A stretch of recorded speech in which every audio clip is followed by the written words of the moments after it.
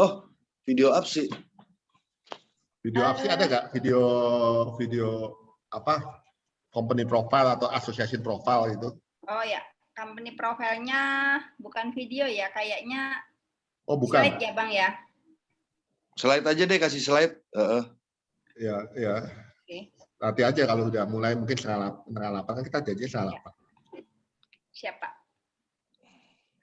Saya seharusnya janjian sama Pak Saud hari ini. Cuma videonya sebetulnya lagi sakit kena COVID. Kita udah janjian ya di pabrik di Tangerang, jadi sama Pak Vidi ya. Iya. Saya juga udah hampir beli tiket kemarin, terus Pak Vidi ngabarin kena Omikron. Oh, ini sudah bergabung Pak Abi Yulianto. Selamat malam Bapak. Malam Pak Abi. Apa kabar, sehat ya Pak? Alhamdulillah sehat Bu. Alhamdulillah. Salam kenal semuanya. Salam kenal Pak. Saya Hani dari APSI. Nanti mungkin ada profil APSI secepatnya aja, terus profilku secepatnya aja, lalu masuk materi ini aja yang saya mau bagi. Enggak, nanti saya APSI kasih dulu profilnya, nanti saya izin saya share visi misi full gospel, terus kita Bapak udah panggungnya ke Bapak. Sip.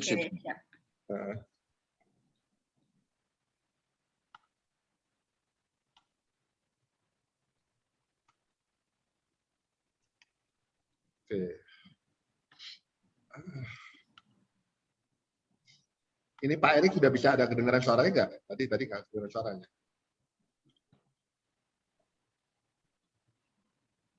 Putih kali. Hari ini hujan nggak di sana Palembang, Bu Ani? Kalau di Palembang belum hujan ini Pak, masih terang benderang. Di sini udah mulai hujan terus-terusan. Berapa hari hujan terus. Di Jakarta hujan terus ya Pak ya? Iya, hujan terus. Tadi aja anginnya kenceng banget. Iya.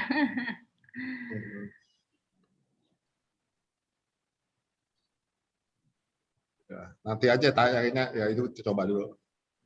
Mungkin kali lain mesti dipakai itu kali Bu, mesti dibikinin video profil Bu. Oh iya, belum dibikin. Bang Saud ada ininya Bang? Ya nanti kita buat bulan-bulan depan. Ya. Oke. Nanti kalau untuk video kali ini ya terkait dengan pembahasan malam hari ini sih Pak, ada nanti video yang akan kita share. Iya, sama Pak Apsi, Pak Saud mesti kirimin backgroundnya. Oh iya. Ya. Oke, nanti bulan depan kita buat yang rapi, lalu nanti kita akan semakin rapi bekerja ke depan. Ya, saya ngundang teman saya Pak Saud yang di anggota APSI juga, si Arif Raharja dari Surabaya. Emang anggota? Rasa saya ya, tapi dia B3. Oh iya Pak Arif B3 itu belum Pak, belum jadi anggota. Belum ya? Kayaknya belum jadi anggota deh Pak Vincent. Saya suruh dia jadi anggota. Soalnya waktu itu kenapa nggak jadi anggota? Katanya Pak Saud waktu itu belum tertarik masuk B3 katanya.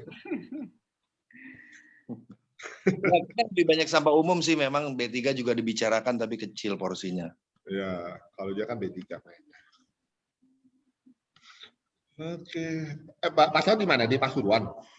Iya Pak Vincent, saya itu punya pabrik di Pasuruan. Jadi pabrik saya ini nggak sampah plastik.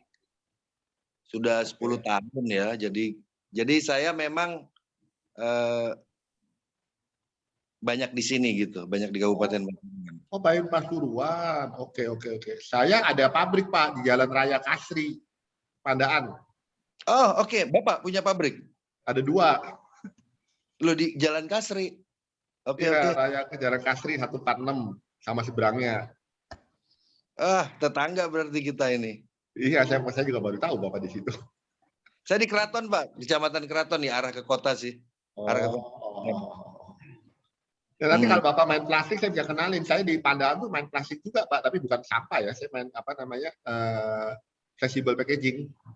Oh, Bapak main flexible packaging. Berarti ya. Pabrik packaging ya. Jadi jual ke pemilik merek ya, kayak Unilever. Yes. Iya. Berarti kayak Berlina lah ya, model Berlina. Benar. Dynaplas. Nanti kalau pas ke Surabaya, saya coba boleh berkunjung ya Pak Vincent ya ke pabrik. Boleh datengin pabrik saya aja nggak apa-apa. Siap. Itu kayaknya Rakernas Banyak juga, APSI ya Bang ya, nanti ya Bang ya. Bisa kita kunjungan ke pabrik Pak Vincent ya. Ya kasih tahu aja nanti saya terbang Surabaya kan. Enggak, kalau ke Surabaya saya nggak terbang, saya naik mobil sekarang. Oh ya, siap. Pak Vincent, Umi selain pabrik packaging yang saya tahu juga pemilik urunan dana Pak ya, urunan dana ya. Ini bukan urunan dana, uang Mi ini Pak yang saya pasang backgroundnya. Uang Mi. Iya, fintech. Jadi bisa bantu-bantu UMKM Umi untuk Uang Mi itu gimana Pak Vincent itu Pak ininya Pak? Itu fintech. Fintech itu kan P2P ya, peer to peer lending. Jadi itu bedanya saya dengan bank adalah kalau bank kan pakai dana sendiri Bu Hani. Kalau saya pakai dana masyarakat. Jadi saya ini diizinkan oleh OJK untuk menghimpun dana masyarakat. Dana masyarakat itu kemudian saya salurkan kembali ke UMKM. Nah itu. Kemudian prosedur ininya gimana Pak? Kalau pakai aplikasi. Pakai aplikasi. Sistem pengembaliannya juga tertera di aplikasi itu, Pak? Ya, ada, iya. Ya. Cuma kalau fintech tuh bunganya tinggi ya Bu ya. Oke. Jadi kalau yang marginnya tipis, saya sih sarankan jangan pakai fintech, tuh pasti nggak bisa bayar. Makanya baru saya mau tanya Pak, kira-kira persentase bunganya gimana? Karena OJK itu udah terapkan, bunganya itu maksimal tuh 0,4% per hari, tinggi loh Bu. Ya 0,4% lumayan itu Pak. Ya walaupun sudah dipotong oleh OJK, sebelumnya 0,8. 50% ya Pak ya dibaginya ya Pak ya? Dipotong 50%. Memang pemerintah tuh ngarahkan ke UMKM. Suatu 0,8 tuh, wah yang pakai tuh sektor konsumtif. Ya. Itu aja sih. Sektor konsumtif Umi, contoh beli-beli elektronik. Iya kayak gitu. Kartu kredit. Yang sistem kredit gitu ya Pak ya? Iya. Kayaknya ini mirip-mirip dengan ada kami ya Pak ya? Iya, itu atasan saya Bu kalau di asosiasi. Saya kan di asosiasi juga. Pantesan, ya. Saya wakilnya ada kami. Oke, siap. Kalau di asosiasi ya, di asosiasi. Siap Pak Vincent. Ini sudah bergabung juga Ibu Saskia Medina. Selamat malam Ibu. Bisa memperkenalkan diri mungkin sebelum kita mulai acaranya. Saya izin saya kabarin teman-teman ya. Siap. Ya.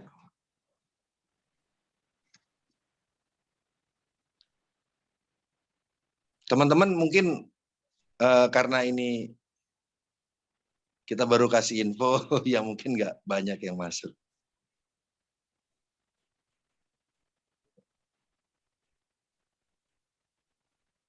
Tadi aku baru share slide ya Umi ya. Jadi itu yang mau aku. Yang profil Bang Saud sama profil APSI kan ya? Enggak, sama satu lagi ada. Oh barusan, belum aku download sebentar. Coba di download.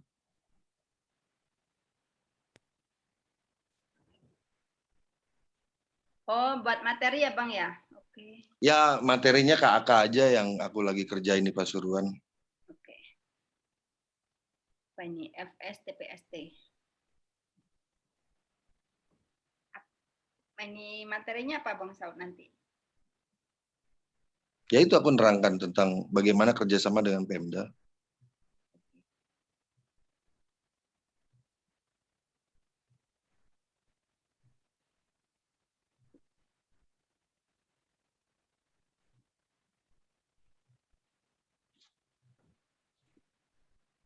Saya lupa FGBMFI itu apa kepanjangannya Bang ya? Full Gospel Businessman Fellowship Bu. Men's Fellowship International. Full Gospel Businessman Fellowship International. Businessman ya Pak?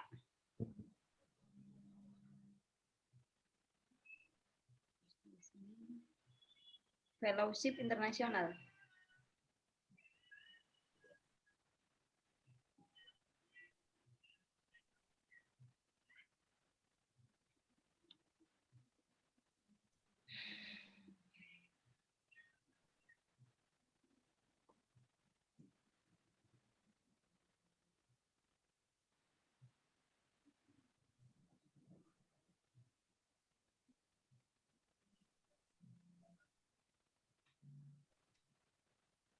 Saya udah nggak nyimpen profilnya Pak.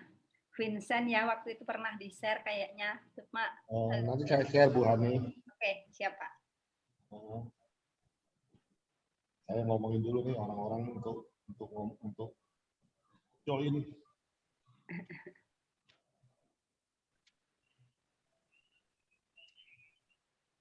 Open.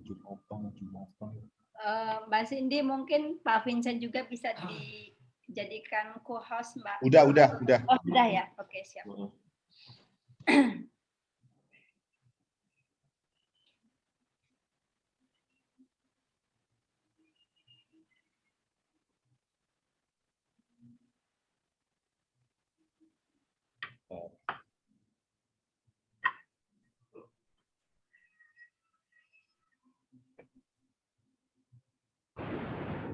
Coba tes video bisa nggak, Umi? Coba kamu dulu tes video. Oke, sebentar. Buka dulu ya.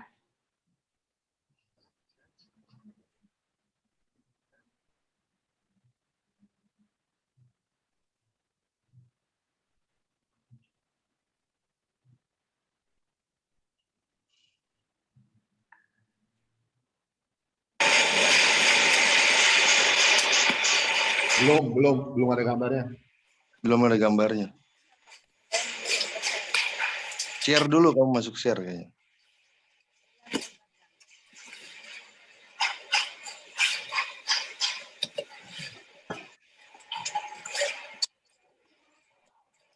Nah, terus suaranya belum ada. Suaranya belum ada ya, bentar Bang. Sudah Bang? Udah.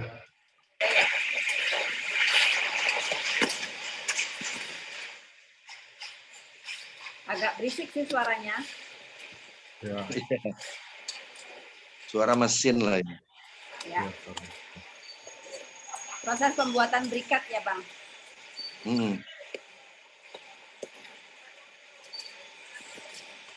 Ini buat co-firing dengan batu bara.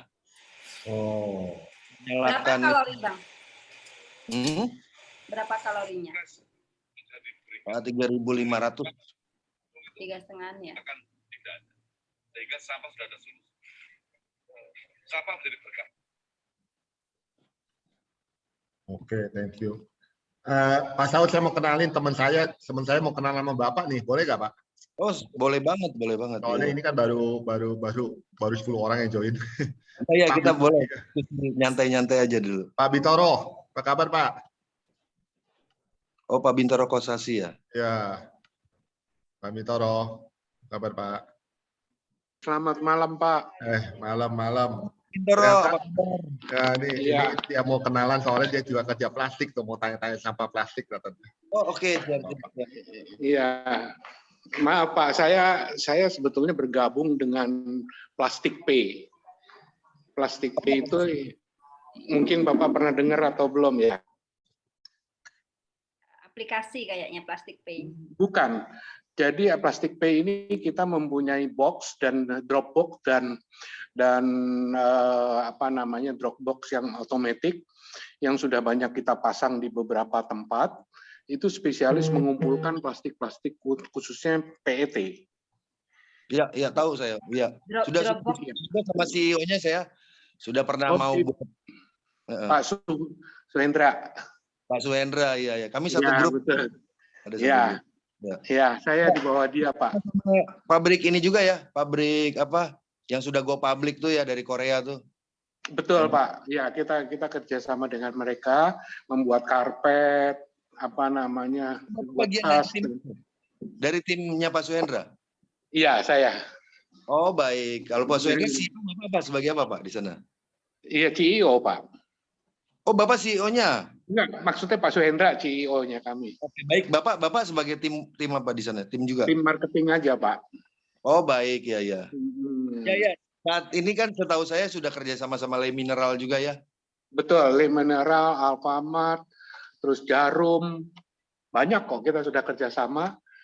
Nanti mudah-mudahan dalam tahun ini ada beberapa perusahaan yang besar juga kita join sama dia, bergabung.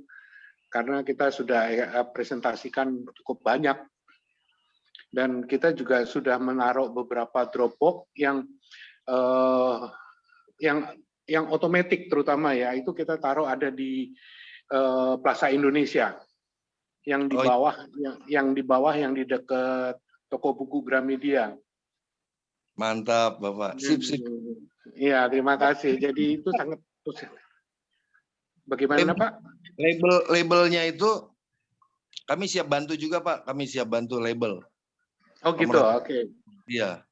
Kalau botol sama tutupnya kan nggak jadi masalah ya. Botol PET dan HDPE.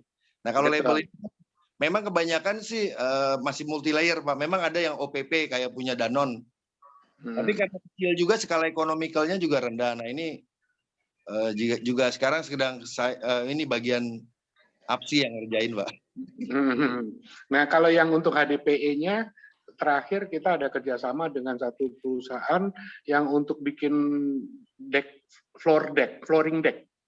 Jadi bikin kayak semacam buat lantai-lantai di outdoor.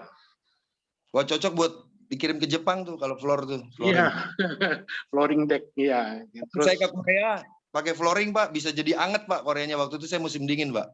Wah enak gitu. banget. Wow, oke. Nanti coba saya ditempelin kayak heater gitu, Pak, flooringnya. Oke. Ya, memang itu tebal sekali dan dia punya flooringnya kurang lebih hampir 1 inch ya tebalnya ya. Mantap. Jadi cukup kuat. Kalau memang nanti ada waktu kita bisa ketemuan diskusi-diskusi. Jadi kita cari di mana nih kita mau kerjasama juga. Jadi saya mungkin jajaki kerjasama labeling, Pak. Ngolah label. Oke. Nanti saya bicarakan dengan tim kami, terutama dengan Pak Suhendra, dengan marketing sales juga. Nanti sebetulnya saya undang juga sales tim lainnya, namanya Pak Yan. Cuma nggak tahu, kayaknya belum join dia. Yes, oke. Nanti kita bisa pertemuan B2B juga masalah label. Karena memang kalau PET sudah hampir, ya mungkin tinggal sedikit masalahnya ya. Iya. Tapi label ini saya kira masih gede nih masalahnya. Baik. Maka itu interesting. Ini apalagi kita sudah ada pembicaraan dengan beberapa perusahaan besar. Mungkin paling cepat yang saya tanganin nanti second untuk Juli ya, awal Juli lah. Second periode nanti budgetnya, karena soalnya ini kelihatannya cukup besar untuk penempatan Dropbox-nya ada di mana-mana gitu loh. Kalau botol air minum ini, Pak, yang paling gede ya Danone, Pak. Danone dan belakangan Le Mineral untuk di Jakarta ya. Ya Le Mineral mungkin mulai naik ya. Mungkin galonnya ya. Karena ini ada isu terbaru. Jadi pemerintah rencananya lewat BPOM akan mengeluarkan kebijakan labeling BPA berbahaya itu, Pak. Oke. Galon isi Le Mineral akan kencang nanti ketika label itu jalan. Oh, oke. Terima kasih banyak loh Pak Saud Marpong infonya. Iya, kalau botol tidak ya. Maksudnya kalau galon, karena PC memang punya potensi BPA dia. Oke ya. Pak Saud ini sudah 15 orang, kita mulai ya Pak Saud ya? Boleh. Silakan Bu Hani yang jadi host. Terima kasih Bapak-Bapak, Ibu-Ibu sekalian, baik yang dari FGB MFI, juga dari kawan-kawan dari APSI. Terima kasih Pak Vincent, juga Bang Saud sudah berkenan hadir dalam pertemuan kita pada malam hari ini terkait pembahasan masalah persampahan yang ada di Indonesia, terutama yang terkait di bidang pendanaan. Baiklah, untuk memperkenalkan, mungkin dari Pak Vincent dulu akan menyampaikan video atau perkenalan terkait dengan FGB. Dulu ya, oke, makasih. Ini kan langsung nanti saya sharekan untuk APSI, jadi langsung nanti Bang Saud nantinya Pak. Oke, jadi saya dulu langsung ke profilnya APSI, terus langsung Pak Saud bicara ya. Oke, terima kasih Pak Saud, terima kasih Bu Hani, teman-teman di sini. Jadi seharusnya ini bukan suatu kebetulan tuh saya ketemu Pak Saud tuh. Pak Saud waktu itu saya dikenalin oleh siapa saya juga nggak ingat, sama Pak Arif atau Pak Parlin. Rasanya Pak Arif deh yang waktu itu ngomong sama saya deh. Terus akhirnya nyambung semua jadi satu. Ya ilah, ternyata di G20 itu kita juga ngomong tentang renewable energy, tentang sampah. Dan Indonesia itu kok hebatnya jadi apa ya? Jadi leader gitu, jadi memimpin G20. Saya tuh kebetulan hadir, teman-teman. Waktu Desember yang kemarin saya pergi Bali. Cuma saya kalau Pak Saud mungkin di track Sherpa track gitu ya. Kalau saya di finance track, jadi kita nggak ketemu Pak. Tracknya beda, tapi sama-sama menuju Indonesia. Nah ini apa namanya, dari situ saya dengerin agenda 8 agenda daripada G20 ini. Terus saya waktu itu ngobrol Pak Saud, Pak ini kita mesti lakukan sesuatu nih, kita jangan di sini, jangan cuma kumpul-kumpul doang gitu. Kalau kumpul-kumpul doang saya kira ya di tempat manapun juga bisa lah. Kita harus memberikan warna, kita harus memberikan kontribusi bagi bangsa ini. Nah itu aja dari saya. Nah saya izin share ini karena ini kolaborasi antara Full Gospel dengan APSI. Jadi saya izin share ya, ini tentang video Full Gospel ya. Ya, siapa? Silakan. Nah, share sound.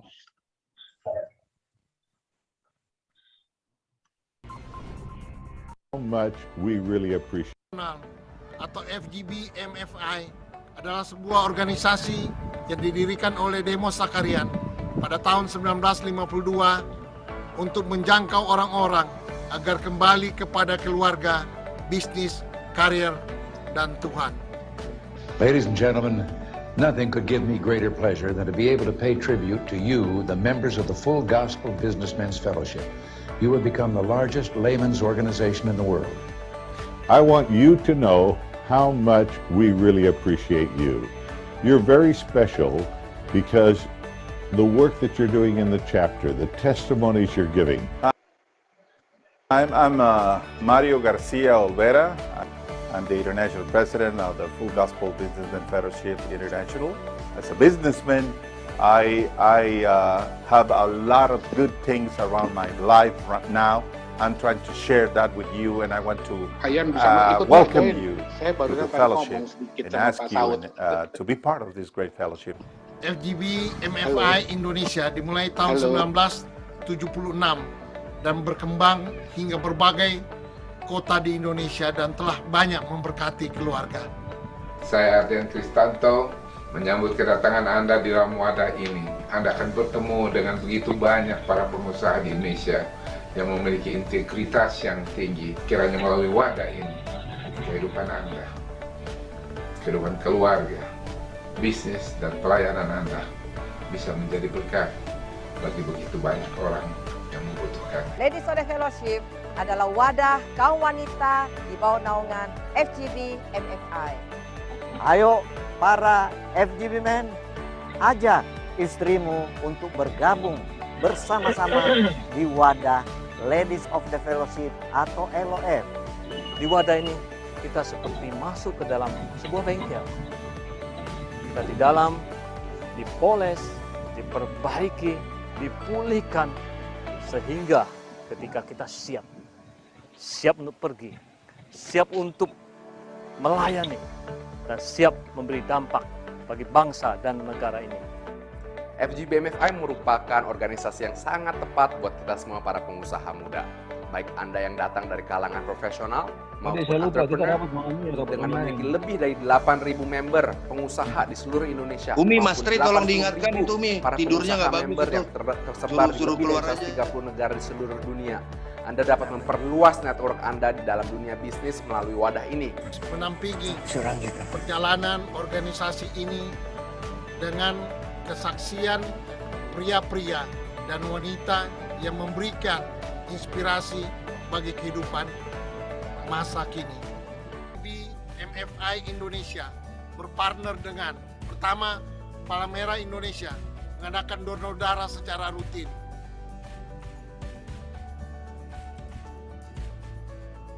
Kedua, Tagana untuk bantuan bencana alam. Ketiga, Jaringan Doa Nasional mendoakan bangsa dan negara tercinta Indonesia agar damai dan sejahtera. Keempat, Universitas Ciputra dalam menyelenggarakan mini MBA bagi pengusaha muda. Kelima, Family Fast untuk seminar keluarga. Keenam, CGN TV dalam rangka peningkatan kemampuan di dalam media elektronik, televisi, dan video.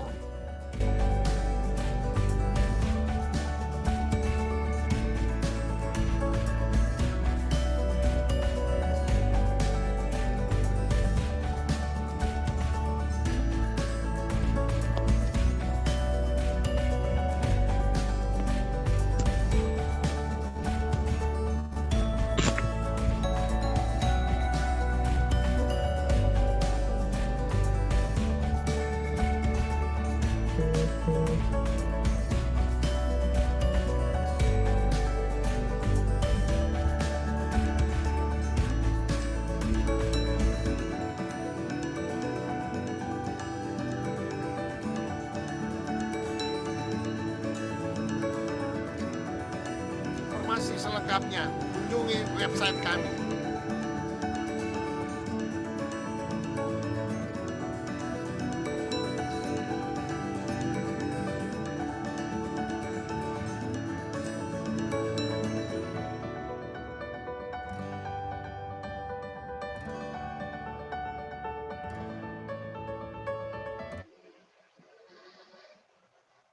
Terima kasih pada teman-teman di sini. Saya balikin kepada Bu Hani. Silakan Bu. Ya, terima kasih banyak Pak Vincent. Tadi sudah memperkenalkan terkait tentang FGB MFI. Mungkin dari kawan-kawan yang APSI yang dulu belum hadir di acara webinar kita yang pertama. Maka dari video yang disampaikan oleh Pak Vincent, mudah-mudahan kawan-kawan jadi tahu apa sih FGB MFI itu dan siapa mereka, seperti itu. Dan terima kasih, ini adalah kerjasama kita yang kedua ya Pak ya, terkait dengan webinar, terkait dengan persampahan. Dan pada malam hari ini topik kita terkait dengan peluang berinvestasi di industri persampahan di Indonesia. Nah, di awalnya saya akan memperkenalkan terkait APSI. Jadi saya akan sampaikan profil organisasi kami. Bentar. Oke. Ya. Ini profil organisasi Asosiasi Pengusaha Sampah Indonesia dalam pengembangan industri persampahan yang kondusif dan kompetitif untuk Indonesia bebas sampah tahun 2025. Kemudian apa sih itu APSI? Di sini juga dijelaskan terkait, sebentar maaf. Ya. Visi misi APSI. Jadi Asosiasi Pengusaha Sampah Indonesia itu sudah ada legalitasnya, yaitu AHU, Menteri Hukum dan Hak Asasi Manusia Republik Indonesia nomor AHU 008475 AH 0107 tahun 2019 yang didirikan di Jakarta pada tanggal 14 Juni 2019 yang beranggotakan pada saat ini kurang lebih 268 anggota yang tersebar di seluruh Indonesia. Nah, di sini juga ada struktur organisasi kami yang dipimpin oleh Bapak Saud Marpaung yang pada malam hari ini akan menjadi narasumber kita, dan kemudian ada Dewan Pengawas yaitu dari Bapak Ohan Masduki yang dianggotai oleh Bapak Al-Amin, Pak Zainal Abidin, Pak Robert Pardede, dan Pak Gindo Pangaribuan.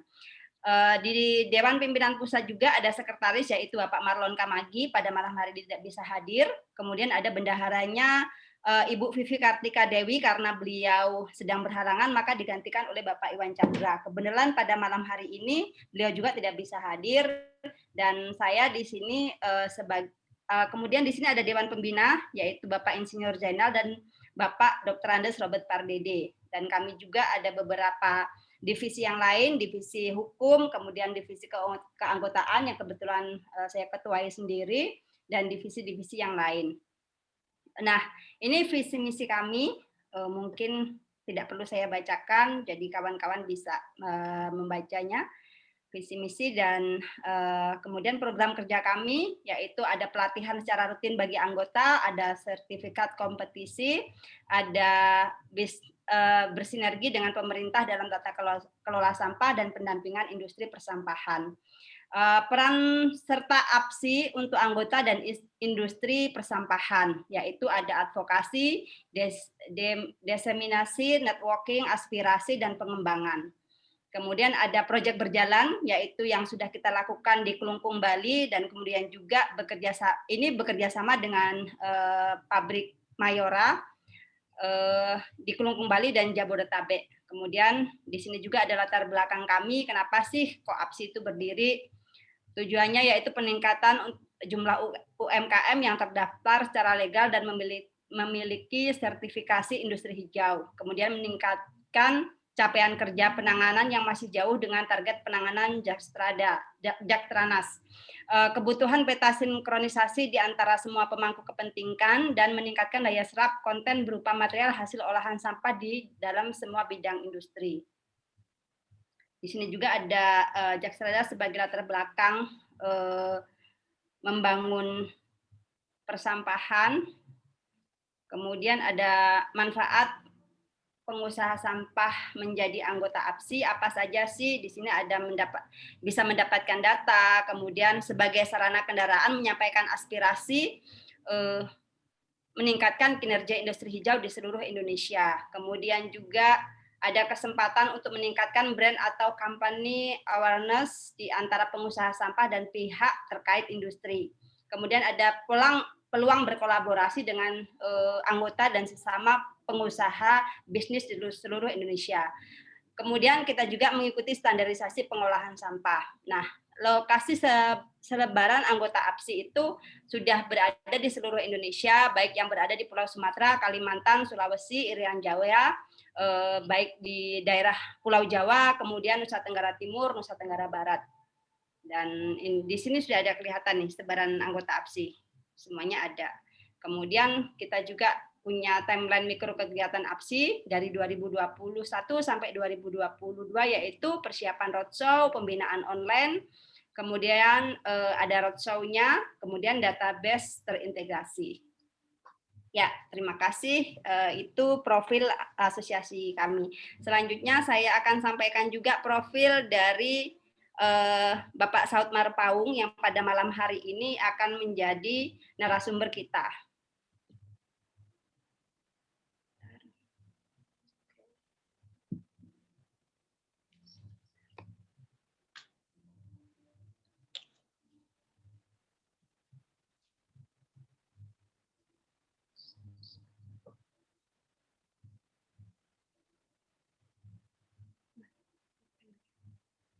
Dapat nggak? Sebentar, Bang. Agak ini. Oke. Sudah ya? Belum ya? Belum muncul. Bentar, Bang. Bentar, Bang.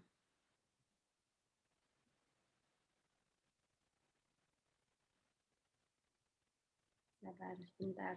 Sudah saya buka kok. Kok belum ada ya? Nah, ini udah mulai buka. Sudah ya? Nah, Ya. profil singkat dari Bapak Saud Marpaung yaitu lahir di Jakarta tanggal 5 April tahun 1975. Pada saat ini beliau berusia 46 tahun dan beragama Kristen Protestan. Yang berasal dari keluarga orang tuanya dari Bapak B. Marpaung, almarhum, kemudian dari Ibu R. Simanjutak. Anak istri beliau bernama Putu Ayu Puspawardani, kemudian anak beliau ada 2, yaitu Mbak Irene Elizabeth Marpaung, usianya 15 tahun, dan David Hamonangan Marpaung, usia 11 tahun. Pendidikan beliau yaitu Sarjana Akuntansi, berasal dari Universitas Riau. Beliau juga saat ini menjabat sebagai Ketua Asosiasi Pengusaha Sampah Indonesia, kemudian Direktur Utama PT Total Pengelolaan Sumber Daya Terpadu atau TPST. Menjadi owner UD Samjaya, pabrik daur ulang plastik yang berada di Pasuruan, Jawa Timur, dan pada saat ini masih menjabat sebagai Komisaris PT Putra Nayaka Perkasa Pengelolaan Limbah Rumah Sakit Bandung, Jawa Barat. Pada saat ini beliau juga tadi sudah saya sampaikan ya, kalau sebagai Ketua Asosiasi Pengusaha Sampah Indonesia, keahlian beliau yaitu persampahan daur ulang, kewirausahaan, motivator, pembicara, dan pengajar. beliau juga punya pengalaman di bidang industri persampahan, baik pengelolaan daur ulang yang plastik maupun pengusaha sampah, juga pengusaha limbah B3. Di antaranya sebagai narasumber tema persampahan dan sirkular ekonomi sampah plastik, kemudian pendamping kewirausahaan sampah UKM mikro, kemudian pendamping Pemda pengelolaan sampah skala kabupaten kota, kemudian pendamping kawasan komersial pengelolaan sampah. Saya rasa demikian profil dari Bang Saud. Selanjutnya kita ke materi ya Bang ya. Ini aja video dulu, video. Oke, baik. Sebentar. Video sebentar, cuma 1 menitan ya. Oke, sebentar. Nah, ini kawan-kawan yang saya sharekan adalah video terkait pengelolaan residu untuk dijadikan menjadi briket atau bahan bakar kokain dan batubara.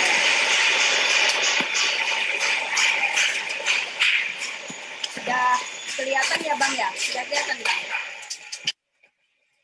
Belum kelihatan. Sudah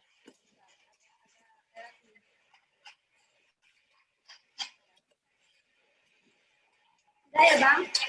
Ya, udah kelihatan. Coba dimulai lagi dari awal.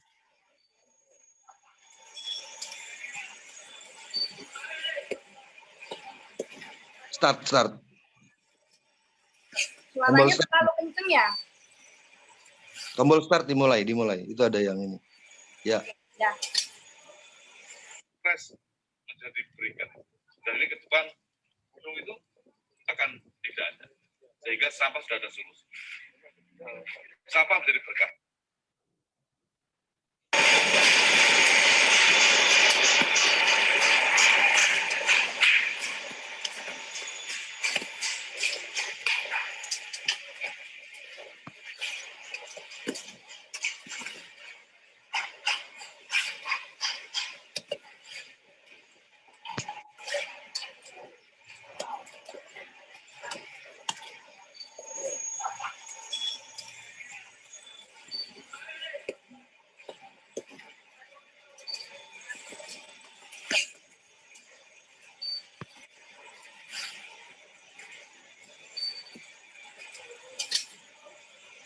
Stres menjadi berikat.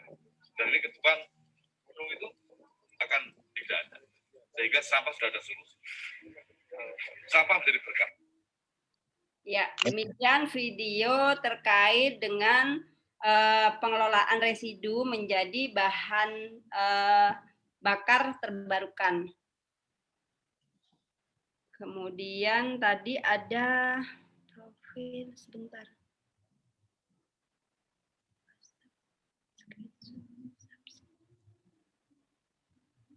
Ya mungkin yang itu aja, materiku yang KK itu. Ya, sebentar Bang, aku cari dulu Bang. Apa aku udah download belum ya? Bentar ya Bang, takutnya belum ke download.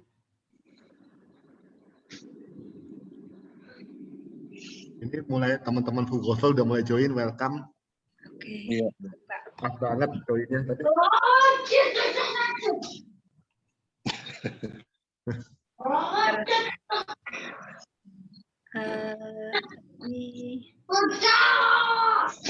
Itu Ferry tolong di mute Fer. Oh iya. Di WA grup, WA web, kamu pakai WA web nggak? Pakai Bang, sebentar Bang. Ini sudah kok. Di WA web kan ada tuh di. Sudah. Oh, belum ya? Bentar. Ada kok. Sudah kelihatan screen-nya ya Bang ya? Iya sih, tapi belum ininya materinya. Materinya belum. Sebentar. Belum. Oke, materinya terkait persampahan mana ya? Oh, salah. Sebentar. Kamu pakai WA web nggak? Iya, pakai. Ini lagi aku buka kok. Tapi kok belum nampak di sininya ya? Atau sambil kamu cari aku bicara ya? Oke, boleh. Sebentar Bang, bentar. Nggak lama. Oh, di sini berarti.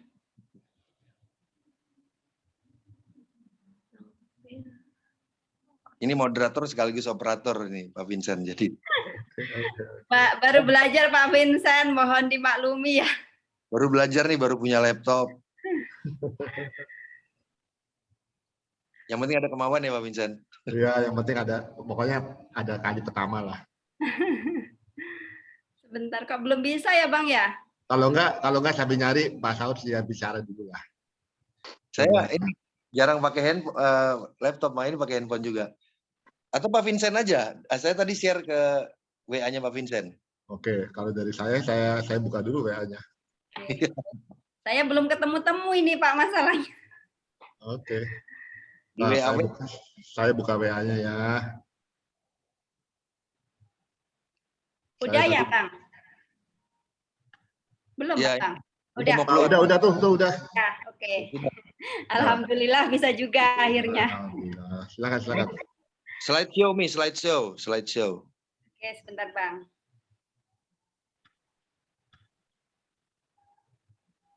Slideshow.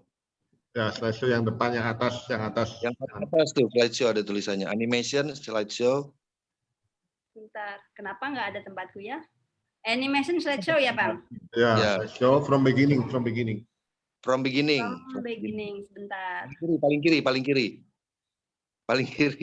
Paling kiri. Ya, oke, itu. Play from. Ya, ini ya, benar ya? Ya. Ya, oke. Ya, terima kasih kawan-kawan sudah hadir. Coba dari cover awal aja dulu, Mi. Cover awal yang ada gambarnya. Dibalikin pakai scroll ya. Udah. Oke.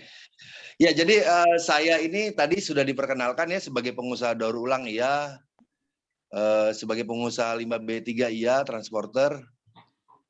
Juga sekarang masuk jadi pengusaha sampah. Nah, apa bedanya daur ulang sama sampah? Nah, mungkin kalau secara global dulu ya. Kalau saya sekarang punya pabrik ini di Pasuruan, saya ngolah sampah yang bernilai tinggi ya. Yang bernilai tinggi yang sudah dipilah sama teman-teman pengepul ya, sehingga sudah dibal-bal begitu, sudah dibal press. Lalu sudah di packing ya, maksudnya ya, sudah di packing menurut jenisnya. Yang tadi aja Umi, yang dulu masih ada gambar ya. Jadi sudah dipilah sama pengepul, lalu sudah sesuai jenisnya juga, tinggal di pelet ya, tinggal di proses produksi untuk menjadi biji plastik. Itu dikirim ke tempat saya atau saya jemput gitu ya di pabrik saya. Tapi 90% sekarang saya jemput ya, karena memang sudah sudah semakin ketat persaingannya. Jadi ya mau nggak mau kita harus jemput bola untuk mendapatkan bahan baku. Nah, itu kira-kira yang saya lakukan di bisnis daur ulang gitu ya. Jadi saya membeli bahan baku yang sudah siap proses gitu. Nah, tapi kalau di bisnis sampah ini berbeda gitu. Jadi ini saya sekarang sedang merintis sebuah perusahaan ya. Jadi saya namakan PT PT Total Sumber Daya Terpadu ya. Jadi ini adalah saya sedang merencanakan kerjasama dengan sebuah Pemda ya, yaitu pemerintah daerah Kabupaten Pasuruan di mana saya tinggal. Jadi karena saya tinggal di sini, jadi saya tentu sudah lebih menguasai jejaringnya, baik di pemerintahan maupun di LSM, pokoknya kolaborasi semua pihak sudah banyak saya kenal di sini ya. Jadi mungkin saya hanya ceritain aja dulu. Jadi saya pikir kita masuk ke sebuah topik yang baru mungkin. Jadi lebih fokusnya ke sampah residu. Kenapa kok bicaranya saya fokus sampah residu? Ya, karena gini, kalau sampah daur ulang itu setahu saya itu sudah rate-nya sudah tinggi ya untuk daur ulang. Sudah dalam fase rebutan ya. Nah, tapi ada sampah residu yang memang masih dibilang belum terkumpul, belum terkelola dengan baik ya. Belum terolah dengan baik, dan ini mungkin yang jadi fokus saya sekarang karena saya melihat di sini ada peluang nih. Saya lihat kok contoh tadi saya di depan bicara label nih ya sama bapak kita nih yang dari Plastic Pay. Jadi kalau botolnya itu udah nggak jadi masalah kan saat ini ya. Kemudian tutupnya ya kalaupun ada masalah nggak terlalu besar lagi lah. Nah tapi labelnya ini Pak gitu loh, karena dia kecil-kecil, kemudian banyak yang multi layer ya. Multi layer artinya satu lapis plastik itu terdiri dari beberapa jenis, ya, minimal 2 jenis. Jadi contoh satu PP, lalu terlaminasi oleh PET, sehingga dia suhunya berbeda titik didihnya, titik lelehnya. Ketika kita proses di dalam mesin, dia tidak sempurna gitu ya. Jadi yang satu matang, yang satu tidak matang, sehingga ini bermasalah. Nah makanya kenapa kok saya melihat ini yang sebetulnya lebih banyak masalahnya sekarang, bukan lagi yang PET gitu loh. Jadi yang PET sama HDPE, saya sudah lihat kemana-mana, itu sudah cukup baik gitu ya. Nah, sekarang masalahnya di label. Nah, makanya label ini kami sekarang sedang buat, Pak. Jadi salah satunya kita bikin jadi palet. Jadi kalau Bapak tahu palet untuk natak-natakin bahan produk-produk ya, kalau di pabrik ya palet itu. Nah, itu kita bisa cetak untuk buat itu label-labelnya ya. Nah, lalu ternyata juga nggak semua itu bisa kita olah jadi apa? Jadi palet gitu ya. Karena memang ternyata sampah plastik ini ada masalah lagi. Contoh kayak popok gitu ya. Popok ini bukan hanya plastik saja, tapi ada gel di situ. Ada apa? Jenis-jenis aditif-aditif lain ya. Ada kimia-kimia lain, sehingga ini tambah mempersulit kita gitu loh untuk mengolah. Ya, apalagi pembalut, ditambah kotoran-kotoran juga di dalamnya yang organik tentu ya. Nah ini juga masalah besar juga buat kita. Jadi ini gimana caranya untuk memproses yang beginian gitu. Nah akhirnya saya cari-carilah banyak studi banding ke sana kemari gitu ya. Akhirnya tadi saya sudah tunjukkan ada video. Nah itulah caranya bagaimana kita mengolah sampah-sampah yang selama ini kurang bernilai ya, atau low value. Jadi yang bernilai rendah. Dan kalau saya bisa kasih gambaran setelah saya coba teliti, dari 100% sampah plastik, ternyata yang high value itu hanya 30%. Ya. Terus medium value 30%. 40% ya, paling banyak ternyata low value gitu loh ya. Salah satunya packaging yang mungkin Pak Vincent produksi gitu ya. Salah satunya contoh bungkusnya es krim, ya. Bungkusnya keripik-keripik, ya, bungkus-bungkus makanan. Sebagian minuman itu juga bermasalah plastiknya karena multi layer ya, karena dia punya desain yang tidak mendukung untuk proses daur ulang konvensional. Oleh karena itu saya pikir yang paling tepat setelah saya riset ya, setelah saya riset pribadi dan asosiasi juga, saya melihat untuk dijadikan energi lebih cepat gitu, karena dijadikan energi itu dia tidak perlu pilah-pilah gitu ya, tidak perlu banyak pilah-pilah, hanya pilah organik aja. Jadi cukup pilah organik ya. Jadi antara anorganik dan organik kita pilah ya. Sehingga yang organik ini mungkin kita bisa jadikan kompos ya, kita jadikan pupuk. Mungkin pupuknya tidak bisa juga setara dengan pupuk yang umum ya, karena masih ada kandungan plastiknya walau tidak besar, walau hanya kecil. Sehingga saya kira ini tidak terlalu layak untuk pupuk yang standar untuk pangan gitu, untuk tanaman pangan. Jadi lebih menurut saya cocoknya kayak untuk tanaman-tanaman yang bersifat taman gitu ya, untuk yang budidaya non pangan. Nah jadi seperti itu pupuknya. Nah residu-residu yang lainnya bisa kita olah jadi energi. Nah itu yang saya kira bagus. Dan saya coba pelajari beberapa tempat kayak RDF di Cilacap gitu ya. Seperti yang diterangkan oleh Kemenko Marves kemarin, ada salah satu deputinya, bapak kita yang dari Timur itu, di sana ternyata berbeda gitu dengan yang saya juga lihat gitu. Jadi kalau di sana itu dijual hanya 300 kg RDF-nya dalam bentuk fluff ya. Jadi artinya gilingan kecil-kecil ya, mungkin 2-3 cm. Dan lalu saya lihat juga di sana perlu ada pengeringan. Jadi pengeringannya itu kayak bio drying ya. Jadi harus dikasih kayak semacam aktivator dulu ya. Semacam cairan yang bisa mengurai supaya lebih cepat kering ya. Jadi semacam bioaktivator, dan itu harus dikeringkan, harus ditutup pakai seperti semacam penutup gitu selama 7-10 hari. Artinya ini kan memakan tempat ya, jadi bio drying, jadi mengeringkan secara biologi. Jadi supaya kadar airnya itu rendah ya, supaya airnya bisa mungkin menguap dan lain sebagainya. Dan ini saya kira jadi perlu lahan yang lebih luas dan waktu, ya tentu waktu juga. Nah terus saya pelajari lagi harga jualnya Rp300 kalau ini Cilacap itu. Rp300 itu ke pabrik semen ya, untuk di kilen mereka sebagai bahan bakar kilen. 300. Nah, tapi saya coba cari-cari lagi ada sumber yang berbeda yang bisa lebih, menurut saya lebih layak secara finansial gitu loh, secara financial visibility.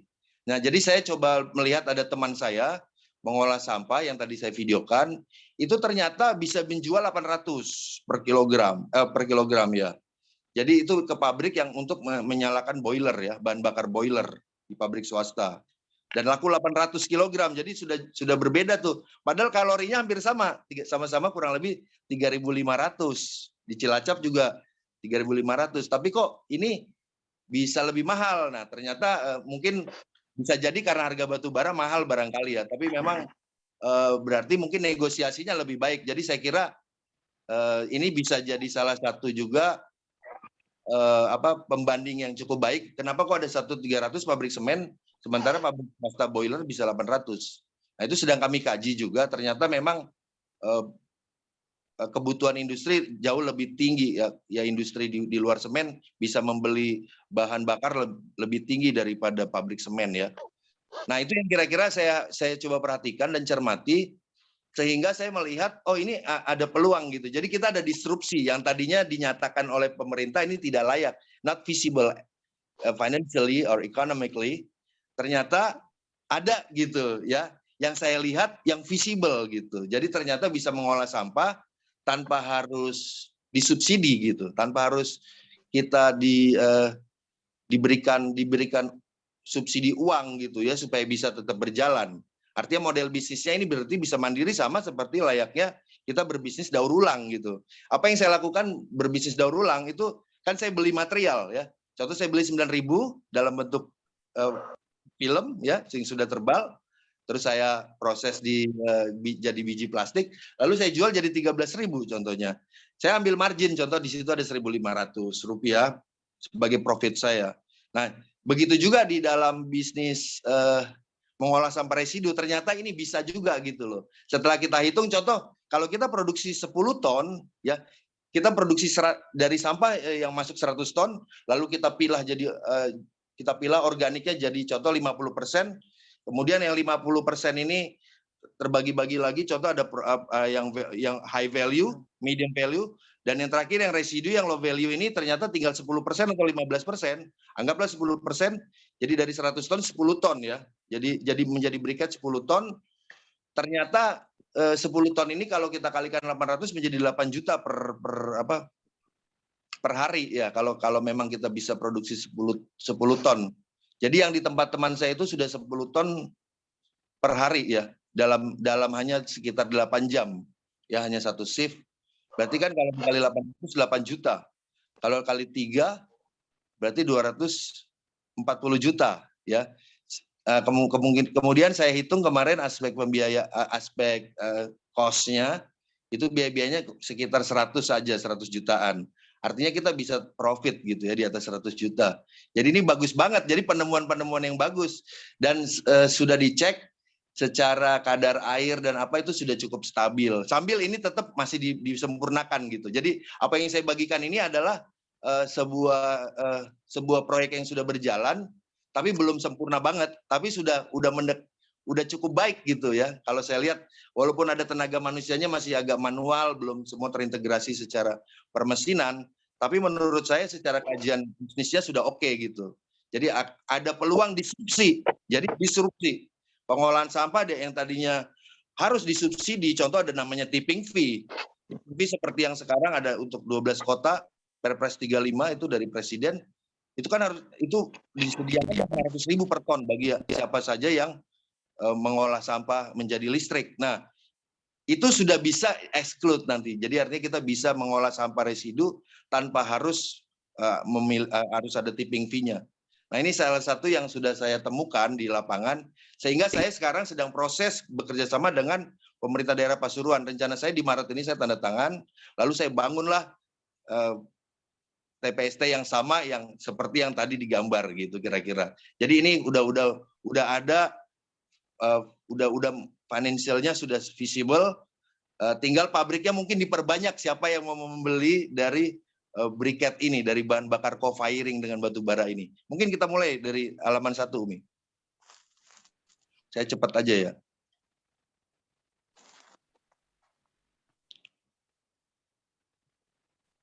Ya, oke. Jadi kira-kira kalau kita mau kerjasama dalam mengolah sampah residu, ini kan bahan bakunya kan sampah ya. Nah perlu kalau menurut saya kita bekerjasama dengan pemerintah daerah. Jadi nggak bisa asal-asalan, asal kita buka begitu aja, sampahnya dari mana? Karena bahan baku kita kan sampah. Jadi mau nggak mau kita harus bekerja sama dengan pemerintah daerah supaya mendapatkan suplai sampah yang cukup setiap hari. Dan itu dibuat tertulis gitu. Jangan sampai nanti kita kerjasama, artinya kita tanpa pemerintah, nanti baru buka terus sampahnya ada pesaing baru kan gitu, tidak kita sudah investasi ternyata tidak terproteksi sehingga sampah itu jadi ke orang lain. Jadi menurut saya ini harus dibuat kesepakatan dulu baru kita memulai gitu. Jadi kesepakatannya adalah pemerintah bertanggung jawab untuk suplai sampahnya gitu.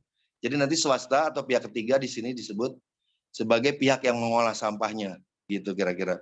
Nah, jadi kalau contoh dengan Kabupaten Pasuruan, saya PT TPST yang akan mengolah, nanti pemerintah yang ngasih sampah sama saya. Nah, kemarin kita sudah hitung di Jembatan Timbang berhari-hari, itu kira-kira 90 ton satu hari kalau di TPST Wonokerto Kabupaten Pasuruan. Ya.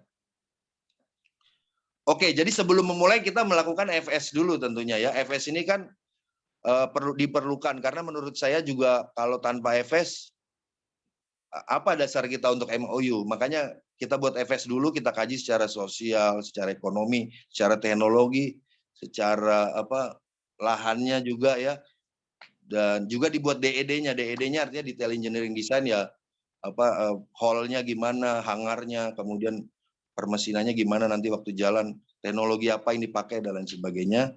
Jadi nanti akan ini sekarang saya sedang proses penyelesaian. Mungkin akhir Februari sudah selesai, berdasarkan itu nanti kita MOU di Maret. Lanjut, Umi. Ya, jadi secara legalitasnya itu kerjasama dengan pemerintah daerah sudah ada lagi yang baru cukup bagus. Jadi Peraturan Menteri Dalam Negeri nomor 22 tahun 2020 tentang tata cara kerjasama dengan daerah lain dan kerjasama daerah dengan pihak ketiga. Nah ini, kerjasama daerah dengan pihak ketiga ini disingkat KSDPK.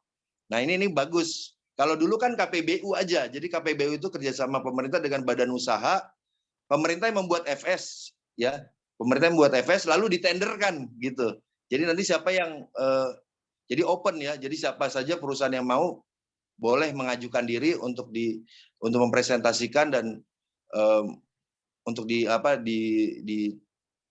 oleh pemerintah dan nanti diputuskan siapa yang menang. Nah, kalau KSDPK itu lebih efisien, lebih singkat.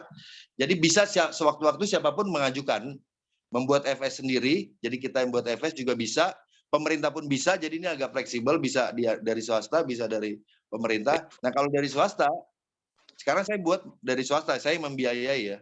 Jadi saya membiayai, saya bikin FS sendiri. Nah nanti FS hasilnya dipresentasikan ke pemerintah. Ya itu belum tentu juga jadi MOU, tapi ya tentu ini sudah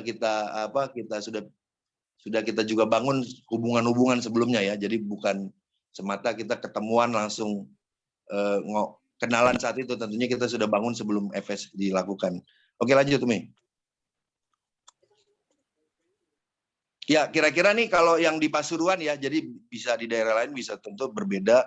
Kalau di Pasuruan nanti rencana saya itu yang akan kerjasama dengan Bupati adalah asosiasi. Tapi nanti yang badan usaha itu akan kerjasama dengan Dinas LH. Ataupun nanti lembaga yang ditunjuk, bisa jadi itu adalah lembaga yang berbeda ya. Karena di beberapa kabupaten kota itu ada lembaga khusus ya. Ya jadi seperti UPTD ataupun BUMD ya dan lain sebagainya, atau bahkan BUMDes barangkali kalau di tingkat desa. Nah kemudian badan usaha ini bekerja sama juga nanti dengan pabrik-pabrik yang memakai produk yang kita hasilkan. Contoh kalau material daur ulang, ya tentu kita kerjasama dengan pabrik daur ulang. Kalau dia material low value, kita kerjasama dengan pabrik penerima RDF tadi ya. Ya contoh pabrik apa saja yang memiliki boiler tentu nanti. Sekarang saya rencana mau kerjasama dengan PT Kemasan Group ya. ada di Desa Gunung Gangs, ada di Desa Randupitu, kemudian kecamatannya Kecamatan Gempol. Nah, rencana saya mau kerjasama nanti sama perusahaan ini untuk penyaluran briketnya. Tapi kami juga lagi kaji, kami buat tidak jadi briket. Jadi kalau briket kan agak gede-gede nih, ya. Nanti kita buat jadi chip gitu, jadi kayak biji plastik. Nah, ini nanti akan kami coba kirim sampelnya nanti ke PLTU. Jadi PLTU ternyata butuhnya kecil-kecil. Nah, nanti coba kita buat sampel ke PLTU di Grati. Jadi di Pasuruan ini ada PLTU Grati. Jadi kita berharap lokal sama lokal sehingga ya dekat secara jarak ya, sehingga kosnya juga rendah kalau ngirim. Itu rencana berikutnya. Jadi ngirim ke PLTU. Nah, jadi badan usaha ini saya tentu punya modal, tapi tentu modal saya nggak banyak banget ya. Tentu saya juga punya keterbatasan karena saya dari pengusaha UMKM juga. Tentu saya punya modal, tapi mungkin nggak cukup. Nah, makanya saya akan bermitra ini dengan mitra-mitra strategis.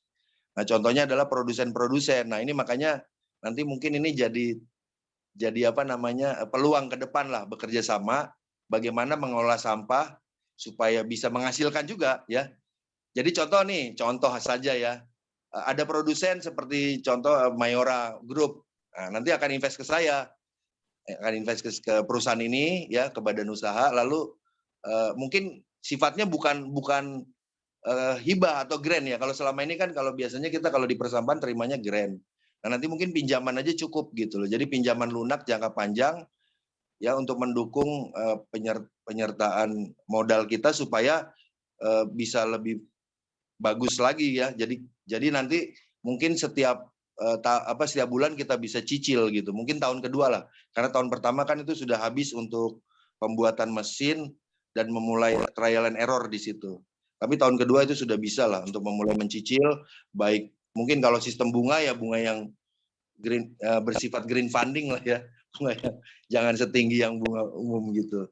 Nah itu kira-kira jadi mitra strategis. Juga mungkin lembaga non perbankan lainnya kayak sekarang ini ada Circulate Capital itu di luar negeri sekarang membuka diri bagi perusahaan-perusahaan pengolahan sampah untuk bisa dapatkan juga pinjaman-pinjaman lunak itu ya. Jadi kira-kira begitu konsepnya kita bekerja sama pemerintah. Kenapa kok harus pemerintah? Karena kita perlu mendapatkan asupan sampah yang cukup ya dan terus-menerus gitu. Jadi itu tanggung jawab pemerintah nanti mulai dari pengangkutan di desa, kemudian desa naruh ke TPST, dari TPST dibawa ke tempat kita. Jadi kira-kira begini nanti bisa dibaca teman-teman di rumah di kesempatan berbeda. Kalau mau minta materinya juga nggak apa-apa, nanti minta ke Umi. Jadi intinya APSI nanti lebih banyak non teknis ya, berhubungan dengan non teknis. Contohnya tentang regulasi, tentang edukasi gitu ya. Sifatnya non teknis. Tapi kalau nanti badan usaha itu lebih fokus di teknisnya yang waktu mengolah sampah itu. Kira-kira begitu. Lanjut Umi. Nah, yang membuat visibility study dan DED itu APSI ya. Jadi kita sekarang tim kajian APSI lagi bekerja di TPA. Nah, yang paling unik teman-teman, kalau kita berbicara di TPA ngolahnya. Karena apa? Di TPA itu ternyata di situ kan sudah ada pemulung-pemulung ya, sudah ada mungkin pengepul gitu ya. Nah, itu yang jadi sekarang banyak lama di situ. Jadi bagaimana mengatur ini supaya kita bisa jadi satu. Karena selama ini kan truk tumpah gitu ya, bongkar itu pemulung yang nangkepin kan di bawah ya, pemulung duluan yang ngambilin botol dan lain-lain. Nah, ini kan udah rencana kita nggak akan seperti ini lagi. Ini SOP-nya akan berbeda. SOP-nya nanti turunnya ke tempat kita. Jadi langsung masuk hover kita yang besar, truk-truk itu. Dari hover kita nanti masuk ke conveyor belt, 2 line rencananya, 1 line itu nanti ada pemulung yang berdiri di kanan kiri ya dari conveyor itu untuk memungut yang bernilai tinggi. Nah, nanti seperti itu konsepnya. Nah, ini sedang kita kaji. Pemulung ini akan bergabung dan kita kasih gaji harian, lalu memakai APD, lalu juga memakai sepatu boot ya, memakai APD secukupnya, dan dikasih asuransi kecelakaan dan kesehatan, kemudian gajinya cukup lah ya, artinya di atas penghasilan dia saat ini ketika dia memilah sampah di TPA. Oke, lanjut.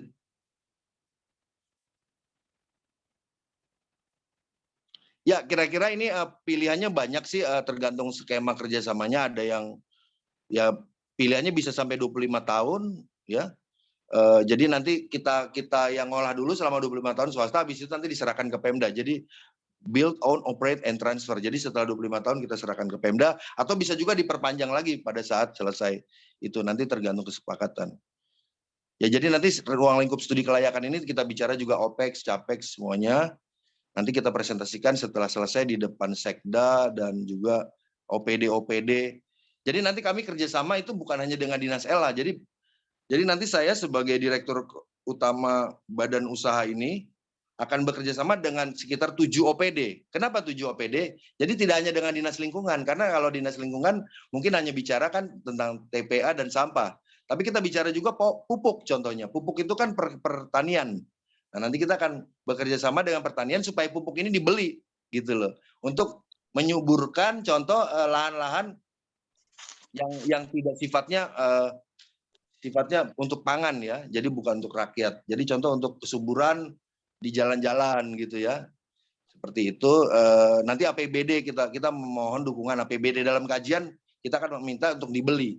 Jadi apakah harganya Rp500 per kilo atau Rp1.000, itu juga akan jadi revenue buat pihak swasta ya, buat pihak swasta. Lalu dari kajian beriketnya juga nanti juga dari pihak swasta. Jadi pemerintah nanti kira-kira kalau dalam MPS itu akan menyediakan lahan, nanti swasta yang membangun hangar, menyediakan mesin, dan mengoperasikan itu selama waktu yang disepakati, kira-kira begitu. Nah ini hal yang baru, jadi semua masih belajar, tapi intinya kita sedang mempelajari kemungkinan juga berbagi kepada pemerintah daerah, karena dia sudah menyediakan tanah, ada kemungkinan kita bagi, tapi itu juga masih kemungkinan, masih dikaji. Kalaupun dibagi nggak besar lah, mungkin 10% gitu. Jadi 90% profitnya buat swasta, 10% buat pemerintah. Ya, jadi kira-kira seperti itu, dan menurut saya ini sangat tepat sekali karena selama ini saya lihat di mana-mana ya, di Jakarta udah jelas, sudah kelihatan di televisi hampir setiap minggu, mungkin ada setiap bulan beberapa kali muncul di tayangan. TPA Bantar Gebang seperti gunung, bahkan sudah sampai 30 meter barangkali atau 40 meter gitu ya. Traktor aja bisa sampai bego itu aja bisa sampai 5 gitu. Untuk bisa merapikan, memadatkan, dan sampai ditinggikan begitu. Jadi ini berarti peluangnya gede banget kan? Lahan TPA juga susah. Jadi TPA itu penuh, baik di kota besar maupun di kota sedang dan di kota kecil. Saya sudah keliling Indonesia, banyak yang penuh. Berarti peluangnya besar untuk ngolah di TPA. Begitu juga persampahan ini, pengumpulan juga masih rendah ya, di bawah 50%. Berarti kan artinya ke depan ini akan ditingkatkan jadi 60%, 70%, 80%. Berarti sampah akan semakin banyak gitu loh. Sampah yang dihimpun nanti akan semakin banyak. Berarti sampah tetap arahnya akan diolah, karena kalau kita tumpukin lagi kita nggak mungkin lagi, itu udah sudah zaman bahla sebetulnya. Apa yang terjadi di Indonesia ini adalah mungkin di Korea tahun 80-an ya, atau ya, jadi artinya ini kita sudah ketinggalan zaman gitu. Jadi harusnya kita sudah melangkah bagaimana mengolah sampah, bukan lagi menumpukan sampah. Nah, dengan banyaknya market yang begitu besar ini, saya kira ini peluang-peluang besar sekali gitu. Dan saya sudah memulainya tahun ini, saya berharap tahun depan kita harus ada kecepatan tinggi untuk bagaimana bisa mengolah sampah ini semakin banyak di wilayah lainnya gitu. Dan mudah-mudahan ini salah satu proyek kami pada tahun ini yang berhasil jalan, rencana di bulan Agustus targetnya sudah jalan. Oke, lanjut Umi. Ya, kira-kira tentu juga akan dikaji aspek teknologinya ya. Tentunya jangan sampai ini membuat masalah baru ya. Tentu plus minus, makanya juga tetap ada minusnya ya. Mungkin akan menjadi banyak pertanyaan juga. Nanti bagaimana dong itu kalau contohnya dibakar di pabrik tahu kayak gitu. Nah, makanya kita juga sedang kaji. Ada memang boiler tuh yang tidak standar ya, yang mungkin di bawah 1000 derajat suhunya. Juga belum ada penangkap asapnya. Nah, itu mungkin next kita akan kaji supaya boiler-boiler itu dilengkapi dengan yang lebih safety untuk membakar sampah ini, karena sampah ini kan terdiri dari sampah plastik. Nah, sampah plastik setahu saya kan kalau dibakar ada furan, ada dioksin, ya ada partikel 2 PM, 2,5 PM yang berbahaya buat pernapasan kita, ya. Jadi saya pikir ini kita harus juga menyediakan yang menyerap sampah ini kelas besar lah, kayak PLTU memang yang memiliki kelayakan secara teknologi, dan kita juga akan memperbaiki lagi boiler-boiler di perusahaan supaya direnovasi menjadi sebuah boiler yang mampu juga co-firingkan ini briket sampah ini. Kira-kira itu, dan saya melihat sih kalau minusnya lebih banyak plusnya, karena ketika plusnya itu kan sampahnya tidak menumpuk lagi. Berarti kalau tidak menumpuk berarti baunya hilang, ya. Tidak ada lagi biaya memelihara, karena selama ini kalau TPA numpuk itu kan biaya, ya, harus dijagain air lindinya dan lain sebagainya. Jadi biaya maintenance-nya itu akan jauh berkurang. Nah, nanti mungkin anggaran-anggaran pemerintah bisa lebih hemat, ya. Lalu kita berharap juga ketika ada pemberdayaan pengolahan ini, pemulung juga bisa lebih aman bekerja, yang tadinya di tengah lapangan begitu sampah, ada hujan, ada angin, ada panas. Nah, sekarang dia akan berpindah ke sebuah hangar yang lebih aman. Ya, kira-kira ini alurnya, ya. Lanjut, Umi. Ya, kira-kira ini ada 2 stage. Yang pertama kita jadi sampah itu perlu dipilah dulu, ya, tentu secara manual nanti oleh pemulung, ya. Oleh pemulung nanti yang kita berdayakan jadi tenaga pemilah. Lalu nanti kita pilah lagi antara organik dan anorganik. Nah, itu akan jadi kompos curah. Nah, kompos curah itu nanti rencana kita akan buat SOP supaya kualitasnya juga bagus, mumpuni, bisa dijual. Lalu ujungnya kan menghasilkan residu yang nggak bisa bernilai. Nah, ini stage kedua, kita briketisasi residu, ya, terutama plastik, ya. Lanjut.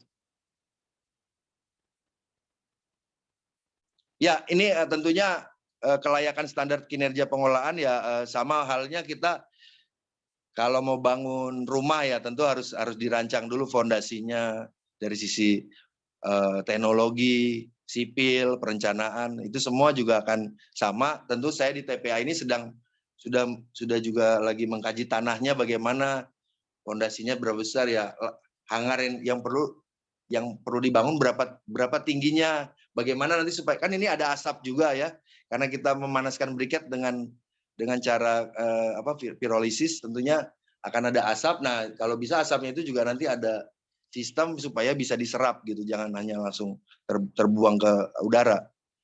Jadi ini juga kaidah-kaidah ini sedang kita kaji dan kita bangun DED-nya supaya standar kerja kita di sana bagus, ya. Lanjut, Umi. Ya, saat ini yang memimpin studi kelayakan di sana adalah Pak Raden Cahyo Rindani, tim leader dalam pelaksanaan studi kelayakan ini. Lanjut. Ya, ini sudah proses tahap pertama sudah ditandatangani, sudah jadi.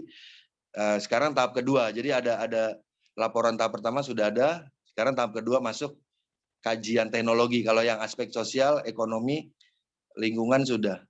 Jadi kira-kira itu. Jadi saya sendiri memang secara pribadi belum punya fasilitas ini, tapi teman saya sudah lakukan duluan gitu. Jadi saya sedang merintis. Nah, harapan saya di tahun ini saya punya karya 1. Nah, saya berharap tahun 2023 itu akan lebih banyak. Nah, saya butuh teman-teman nih untuk di daerah, karena nggak mungkin, contoh saya datang ke daerah lain untuk memulai dari awal seperti ini, sangat rumit gitu. Jadi saya butuh rekanan yang punya koneksi ke pemerintah daerah, ya, memiliki kekuatan di sana, karena ini kan berhubungan dengan sampah, dengan pemulung. Jadi kita juga harus kuat di hubungan di jejaring dengan masyarakat sekitar, ya. Juga dengan LSM nanti tentunya ini juga berkaitan dengan wartawan. Jadi saya butuh mitra. Kalau ke depan memang nanti kita contoh bisa menjajaki kerjasama, saya butuh mitra yang kuat di daerah itu. Jadi yang bisa menguasai daerah itu, sehingga saya tinggal memberikan akses ke teknologi dan pendanaan, mungkin begitu. Jadi saya bisa bawa investor, Jadi belum tidak harus yang mitra kita lokal tuh punya uang. Jadi cukup mungkin punya kemampuan lokal di sana yang hebat gitu. Ya, itu yang lebih penting daripada uang dan teknologi, karena teknologi ini sudah banyak pilihannya sebetulnya. Tinggal kita mau atau tidak. Nah, yang lebih penting bagaimana hubungan dengan pemerintah daerah, dengan masyarakat sekitar, itu penting sekali. Mungkin itu dari saya, terima kasih. Nanti kapan-kapan saya akan undang kalau sudah jadi ke Pasuruan, Pak Vincent, untuk ya, melihat. Boleh. Sekalian mampir pabrik saya, Pak. Kalau peresmian nanti saya undang Pak Vincent. Ya. Oke, makasih Pak Saud, makasih Bu Hani. Ini gini, jadi saya sebenarnya saya ini baru sadar bahwa ternyata Pak Saudi menawarkan suatu solusi yang baru di mana untuk mengurangi penumpukan di TPA gitu, kurang lebih ya Pak Saudi gitu ya. Ya, kalau saat ini di TPA, tapi ke depan mungkin kita pikirkan lagi untuk pengumpulan di desa-desa, tapi ini nggak mudah ya. Ini next step-nya, nanti kita pelajari lagi. Oke, kalau sekarang sekolah yang sudah di TPA, yang udah gunung-gunung pun siap tuh. Landfill mining kita istilahkan. Ya, jadi kalau menurut saya sih mungkin ini mesti disosialisasikan coba ke Kadin atau ke Apindo, Pak. Oke, ya, siap. Ya, kan di tiap daerah kan ada di situ ya. Mungkin saya bantu satu, setelah jalan saya undang aja nanti Pak Vincent dan kawan-kawan lah.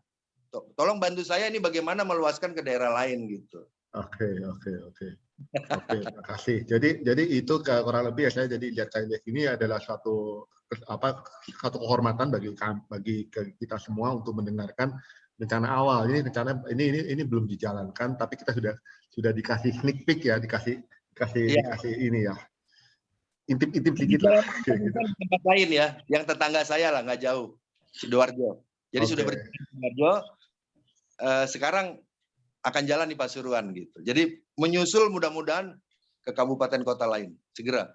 Ya, cuma sekarang saya mau ingetin aja, saya terima kasih tadi Pak Saud sudah ngomong bahwa tidak perlu ada uang, yang perlu ada koneksinya dan daerahnya. Iya, betul. Sekaligus mungkin harus dilibatkan juga teman-teman Full Gospel. Ini kan kebanyakan gini Pak, mungkin Pak Saud saya mungkin ingatkan lagi, Full Gospel ini kan banyak orang yang kelas menengah ke bawah Pak, UMKM.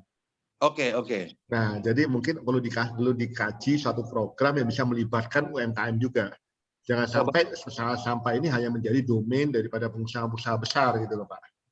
Kalau di kota besar kemungkinan rebutan Pak. Tapi kalau di kota menengah ke bawah sih juga nggak terlalu rebutan. Karena memang ya itu udah inceran kita lah. Saya sendiri memilih yang kecil gitu. Karena saya lihat kalau yang di Tangerang gitu saya bersaing dengan Jepang, dengan Jerman gitu kan. Tapi kalau medium ke bawah malah peluangnya luar biasa gitu. Nah, kayak gitu-gitu yang mungkin nanti ada presentasi berikut Pak yang untuk khusus yang untuk bagaimana bisa melibatkan. Jadi saya sarankan ada 2 presentasi. Satu presentasi yang ke Kadin ya Apindo ini saya kira lebih cocok Pak yang presentasi sekarang ke arah sana. Kota besar ya. Kan? Yang untuk UMKM nanti mungkin Pak Saud bisa bikin presentasi berikutnya Pak. Karena UMKM karena Full Gospel ini banyak UMKM Pak, bukan pengusaha besar seharusnya. Tapi anyway, makasih ini satu paparan yang sangat-sangat menarik. Di sini ada chat Pak, mungkin kasih kesempatan ya Bu Hani yang mau menjadi host atau saya jadi host Pak? Silakan Pak Vincent, nggak apa-apa. Ya. Jadi di sini dikatakan Pak Yeri mungkin saya kasih kesempatan pada Pak Yeri. Maksudnya gimana Pak? Lebih simpel jika bisa dipilah sampah organik dan organik langsung diproses. Saya kira tadi sudah dipaparkan ya oleh Pak Saud, mungkin Pak Saud bisa jelas sekali. Jadi saya fokusnya residu nih. Kalau residu kan saya udah bilang 40% itu sampah plastik nggak bisa diapa-apain kayak sekarang gitu loh. Jadi saya ini pengusaha udah 15 tahun Pak Vincent, saya pelajari semua, saya sudah tahu mana yang paling masalah gitu. Makanya saya tadi ngomong sama Pak Bintoro nggak bicara PET, saya bicaranya label gitu.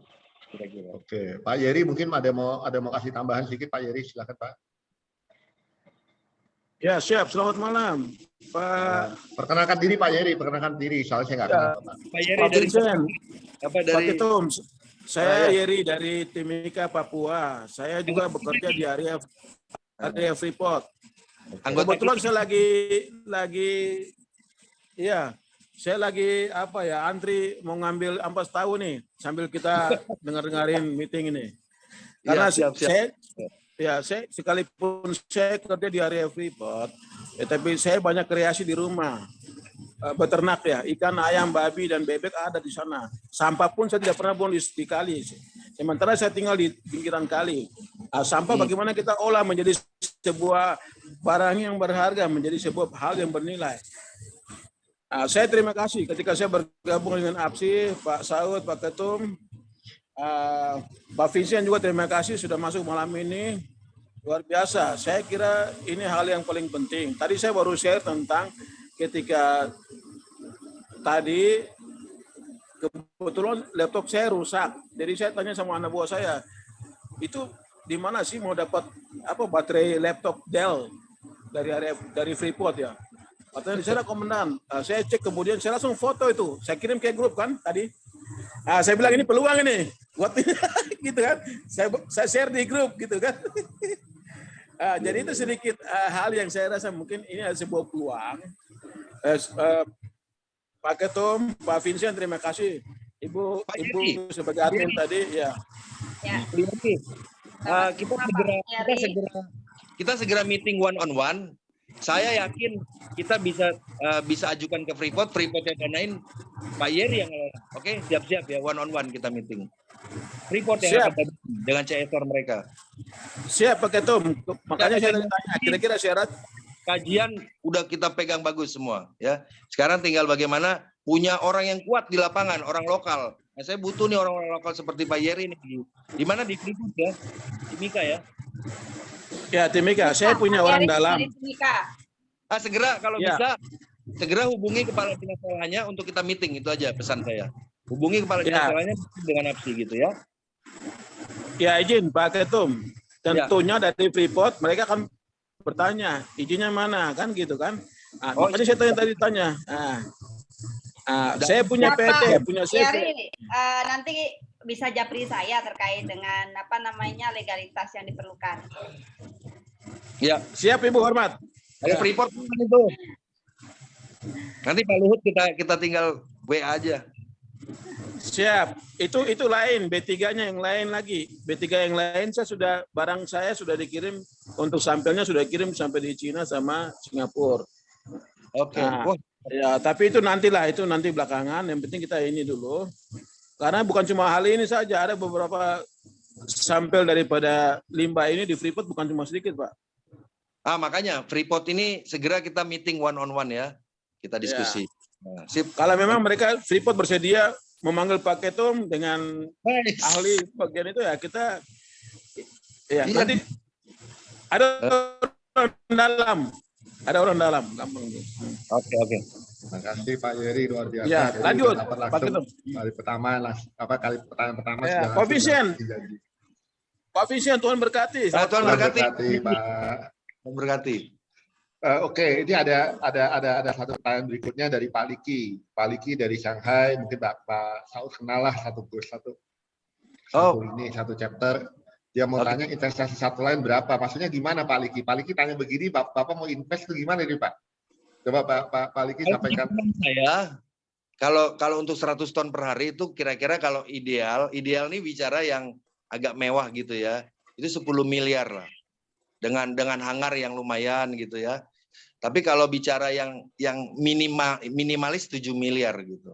Hangarnya juga artinya baja ringan yang tidak perlu banyak interior desain gitu kan. Nanti saya one on one aja kalau lebih teknis. Boleh B2B. Mungkin nanti karena Pak Liki di Shanghai Pak, jadi mungkin diaturnya pakai Zoom aja Pak ya. Oke, bisa.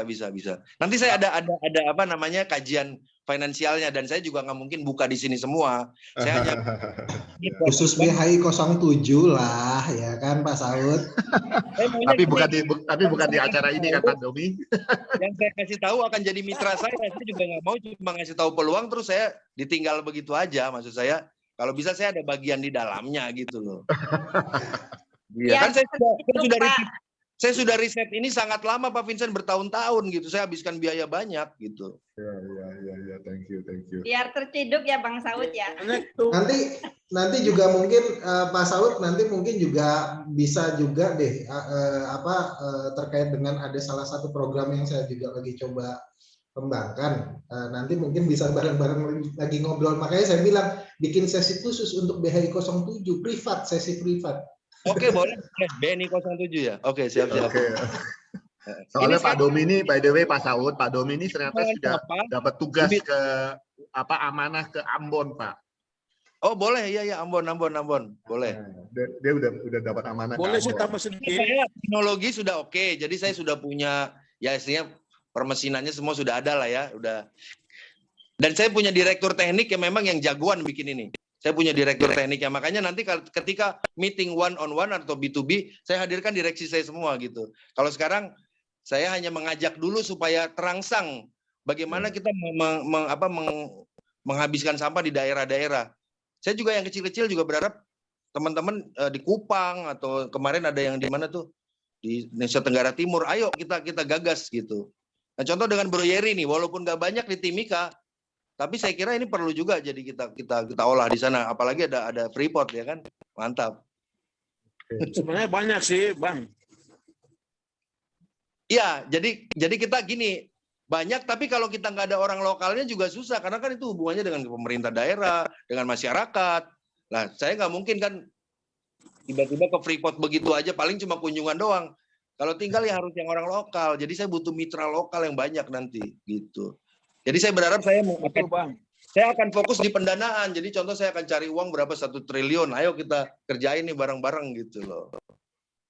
Jadi kita bangun kemitraan, jadi orang lokal nggak perlu ngurusin uang sama teknologi, cukup ngurusin bagaimana supaya bisa berhubungan dengan pemerintah daerah, dengan masyarakat, itu dulu. Kalau nggak ada itu kan namanya sampah ini kan bicara ada pemulungnya, bicara ada di kepala dinas, ada LSM. Nah bagaimana ini? Nah kalau belum mampu kita training dulu kan gitu. Benar Bang. Jadi memang kita punya beberapa perusahaan, sekalipun saya juga di area Freeport. Tetapi ketika kita bergerak di bagian konstruksi dan lain-lain, itu kan kita banyak saingan, kompetitor. Tetapi yang saya melihat itu di bagian persampahan, apalagi B3 ini kan, wah ini hanya di penampungan oleh Freeport. Nah, di sini siapa yang bisa membantu menjadi distributor keluar daripada Freeport? Termasuk limbah B3, termasuk sisa-sisa tambang. Nah, makanya saya sudah kirim beberapa contoh pasir, nah, tapi itu mereka lagi bawa lah di China dan Singapura, katanya mereka mau reklamasi dan segala macam. Saya nggak tahu itu, nggak tahu nanti mereka akan kirim jawabannya seperti apa. Tetapi yang saya fokus di sini, limbah daripada sisa-sisa yang tadi rumah tangga di gambar itu termasuk di rumah sakit juga itu belum terkorek apapun. Tidak tahu sampai sekarang mereka lewat siapa sampai keluar. Nah, saya kira APSI dalam hal ini kita punya peran penting untuk bisa tembus masuk kepada lini-lini yang hal seperti ini. Artinya lewat kita di sini kita bisa menjadi sebuah usaha kita di APSI gitu. Bro Yeri, kalau B3 itu biasanya itu udah pakai volume base ya. Artinya ini secara kelayakan bisnis sudah bagus. Makanya jalan sih di mana-mana gitu.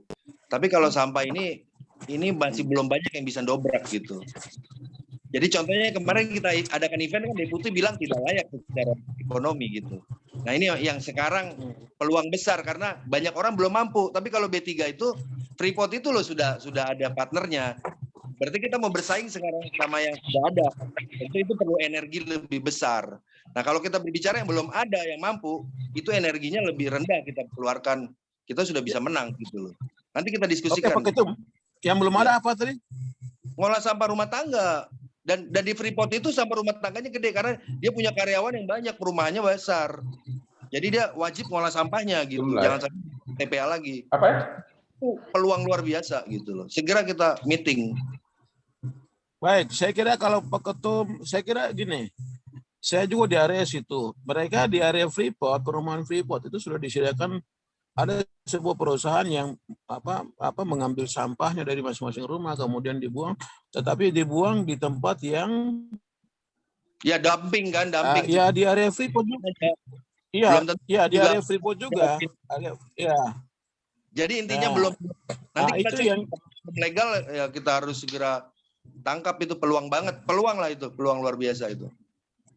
Saya akan usahakan dari hal ini, saya akan usahakan kebetulan di orang dalam vice manager itu kan kebetulan abang saya sudah komunikasi dengan beliau dari awal sejak mengambil limbah daripada tailing itu, dan beliau katakan oke, adik saya akan fasilitasi. Saya bilang oke, bang, tetapi bukan cuma hal itu saja pasir tambang itu, tetapi ada hal-hal lain juga yang tadi saya kan sudah kirim di grup kan tadi.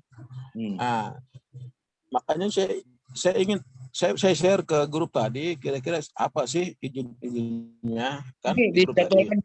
One on one aja meeting B2B aja ada PT TPST dengan Bro Yeri ya. Bro Yeri nanti kita diskusi detailnya di meeting ya. Ntar Mbak Umi yang kalau di sini kita umum aja dulu. Baik. Mungkin ke yang lain mungkin sedang menunggu jadwal bicaranya ini Pak Yeri. Jadi sementara Pak Yeri dikip dulu ya Pak Yeri ya. Oke. Mungkin dilanjutkan ke yang lain yang ingin bertanya. Saya minta maaf saya sudah habiskan waktu. Saya undur diri sedikit.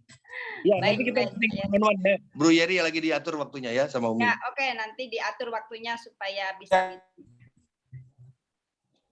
Ya, thank you ya semuanya. Salam api tetap jaya.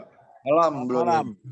Oke. Ya. Saya penasaran sebenarnya Pak Saud base-nya di Pasuruan atau di mana ya? Iya, jadi saya ini kalau bisa dikatakan keluarga, anak istri itu tinggalnya di Bali.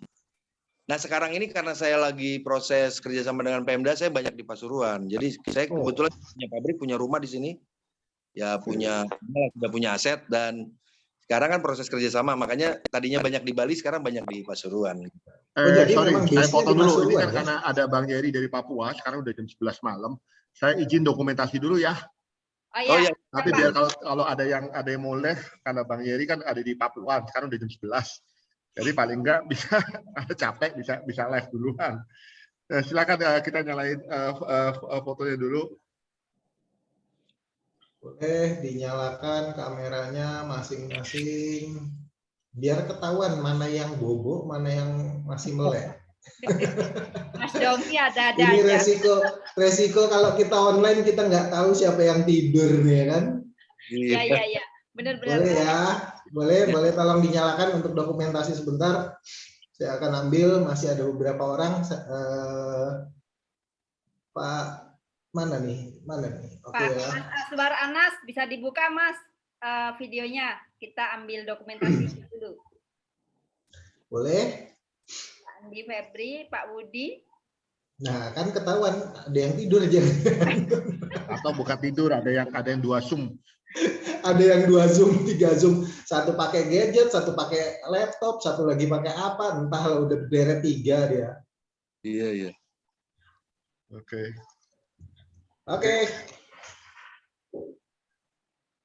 Siap, sudah. Kalau saya sih sudah. Kita lanjut ya. Bang Yeri, terima kasih telah join. Kalau Bang Yeri capek, kan saya tahu di Papua. Sudah live ya? Udah live, Pak. Udah kecapean di jam 11 malam. Tanpa disuruh udah live duluan. Tantangannya berat banget ya, ada gam-gam itu apa namanya? Yang nembak-nembak itu. Iya. Gerakan Papua. Di Aceh, OPM, operasi Papua. Keren juga nih kalau disuruh ke Papua nih. Gam di Aceh, Gam. Tapi kan di BH itu juga ada orangnya, ada orang Papua juga Pak Saud. Iya, harus banyak berdoa. Bawa truk sampah yang gede aja Pak Saud. Iya. Aduh. Oke. Lanjut ya, ada pertanyaan lanjutan silakan. Mungkin saya tambahin Pak Vincent sedikit. Silakan Pak Bintaro. Pak Saud, saya mau tanya. Pak Saud kan tadi bilang Pak Saud tinggal di Bali ya, pernah tinggal di Bali. Memang sekarang di Bali. Iya, maksud saya pernah jadi orang Bali lah. Ya. Sekarang tinggal di Bali. Oh sekarang. Nah, seingat saya pernah saya bicara dengan salah satu wali kotanya di sana bahwa Bali itu sampahnya selalu dibawa ke Surabaya, Pak, atau Banyuwangi. Oh, material daur ulang mungkin ya, material daur ulang. Enggak juga, katanya ada beberapa sampahnya yang banyak, terutama untuk di rumah sakit. Dan B3 ya. Ya, tapi B3. kalau ada TPA-nya di sini, Pak. Iya, maksudnya B3. Di bawah Banyuwangi. B3 ya di bawah. Betul ya. Oke. Ya cuma itu aja. Saya lupa inget soalnya. Kalau yang pemain B3 paling besar itu teman saya. Jadi ketua DPD Bali Nusra, Pak Ivan. Oke. Ini Triatra apa gitu. Dia 50% yang nguasain angkutan di Bali. Teman saya. Ya, itu aja. Saya cuma pengen tahu aja. Oke, terima kasih banyak Pak Saud. Ya, siap. Mungkin Pak Yan, ada Pak Yan? Pak Yan masih di sini nggak? Pak Bintoro. Ya, Pak Yan. Pak Yan, ini juga tim kita maksudnya sama-sama Plastik P ya. Plastik P, Pak Yan. Oh, udah live ya? Enggak, masih. Ada Pak, masih. Pak Yan, mungkin ada sedikit pertanyaan atau apa, Pak Yan? Enggak, saya ini dulu aja Pak, mengamati dulu ya Pak, pelajari dulu Pak. Ya, nanti masih ada kesempatan kalau sekali Pak Witaro, Pak Yan, itu kan masih ada Pak Saud nggak kemana-mana, bisa japri-japrian. Ya. Saya memang nggak bicara kalau plastik P kan PET lebih kuat ya, mungkin nanti next material HDP dan lain-lain. Kalau saya memang lebih pengen fokus residu nih Pak, jadi pembicaraan malam ini fokusnya ke situ dulu. Oke, ya Pak. Banyak ya, Pak. Nih, Pak.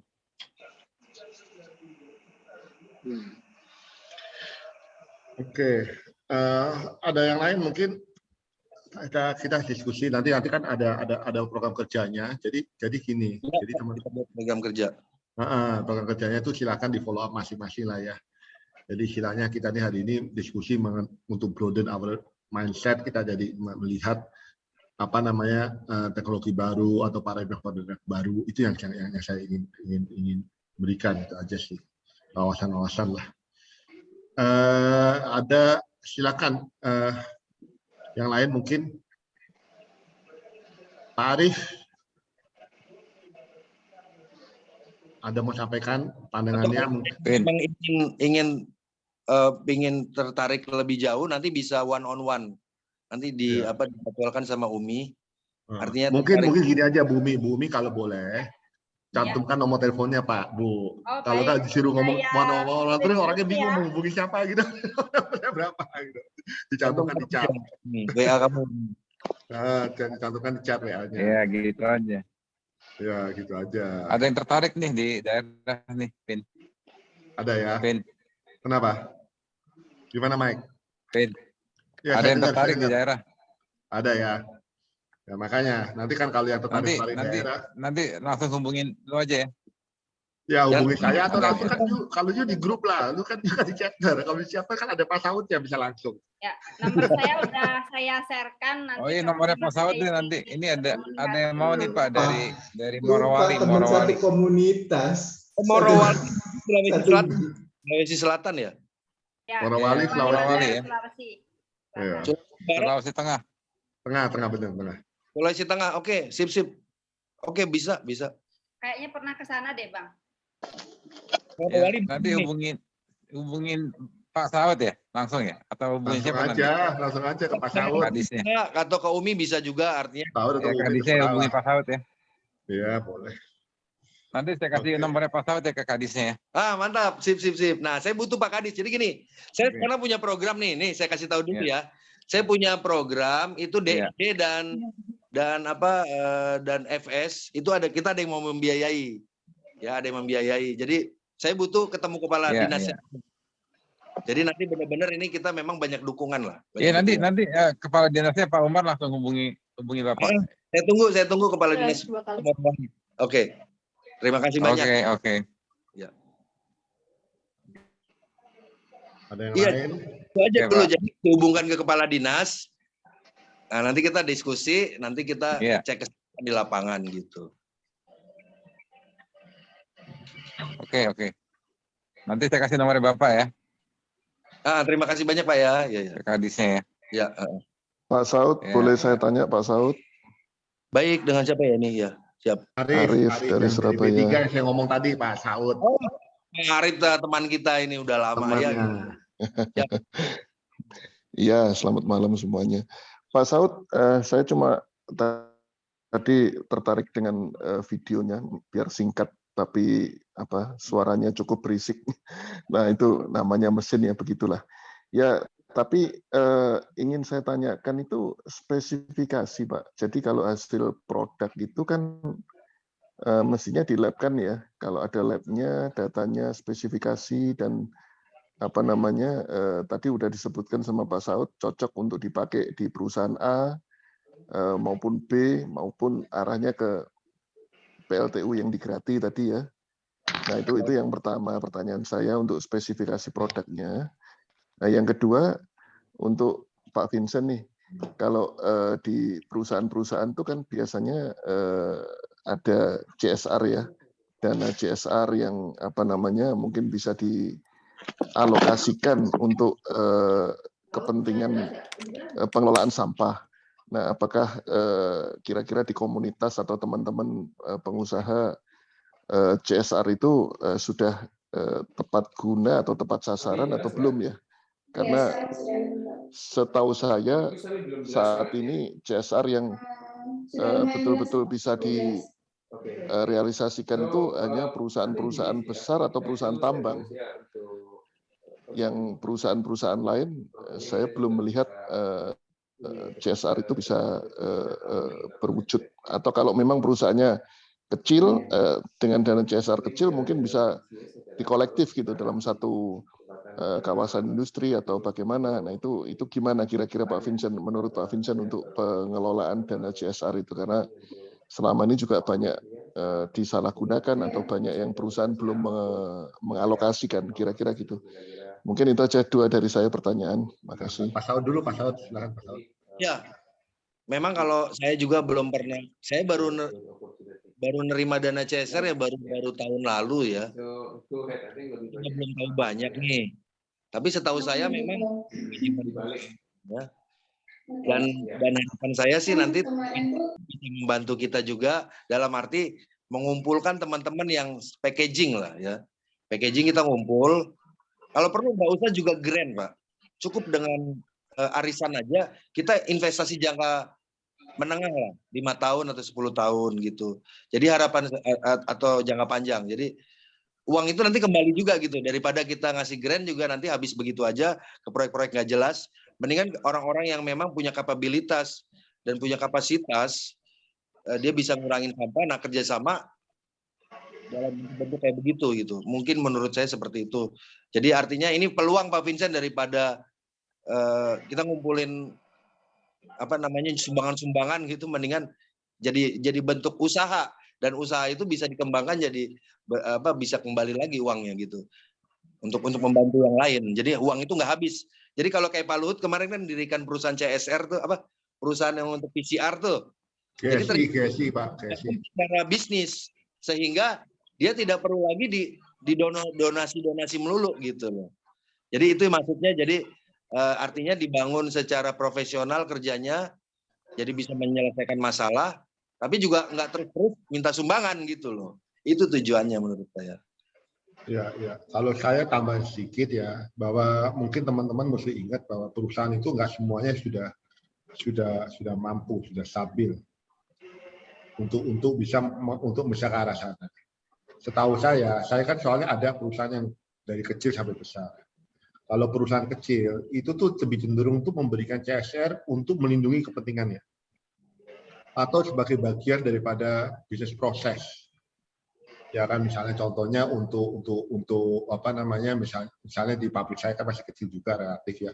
Sampah saya itu ada yang saya berikan, misalnya makanan kalau rice market itu saya kasih ke ada yayasan yang membutuhkan. Karena rice market itu kami sengaja untuk memperpendek shelf life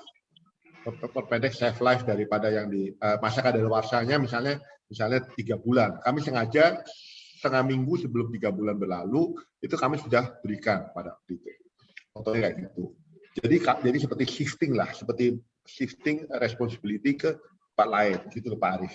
Jadi Pak Arif benar, kalau hanya perusahaan-perusahaan besar itu yang bisa di-approve satu-satu. Jadi sih saya suggest kalau mau ke arah tadi yang di arisan seperti katakan oleh Pak Saud, kita approach-nya ke Kadin atau Apindo. Karena dengan Kadin Apindo ini kan ada suatu organisasi yang bisa mensosialisasikan para membernya. Menurut saya itu. Ya. Saya kira gitu Pak Arif ya. Terima kasih Pak Vincent. Untuk Pak Saud, mohon Pak untuk spesifikasi produknya itu apakah sudah ada untuk bisa dilabkan dan mungkin bisa di-share Pak data ini karena kan kita membutuhkan ya untuk mengetahui bahwa produk dari briket itu memang betul-betul kalorinya tadi yang Pak Saud sempat bilang tadi sempat 3 sampai 3.500 dan penggunaannya gitu Pak. Itu mungkin tadi pertanyaan saya yang pertama itu Pak Saud. Terima kasih. Oke, jadi tadi seperti yang saya sampaikan, saya belum bisa kasih semua dulu, tapi memang sudah ada kajian kita dengan ITS di labnya ITS, termasuk apa saja konten-konten material yang terkandung di dalam briket itu. Jadi kadar logamnya, kan ada kadmium, apa semua itu juga udah ada. Tapi saya mau berbaginya itu ketika saya one on one, B2B. Jadi memang ini jujur aja sih, pengennya kita nanti masuk ke dalam skala ini lagi saling memiliki kepentingan gitu. Jadi karena memang ini saya juga pelajari sudah berbiaya besar gitu. Saya keliling-keliling, saya habiskan waktu. Jadi saya akan memberikan juga kepada calon mitra saya, kira-kira begitu. Boleh nggak gitu kira-kira Pak Vincent? Apa harus? Boleh.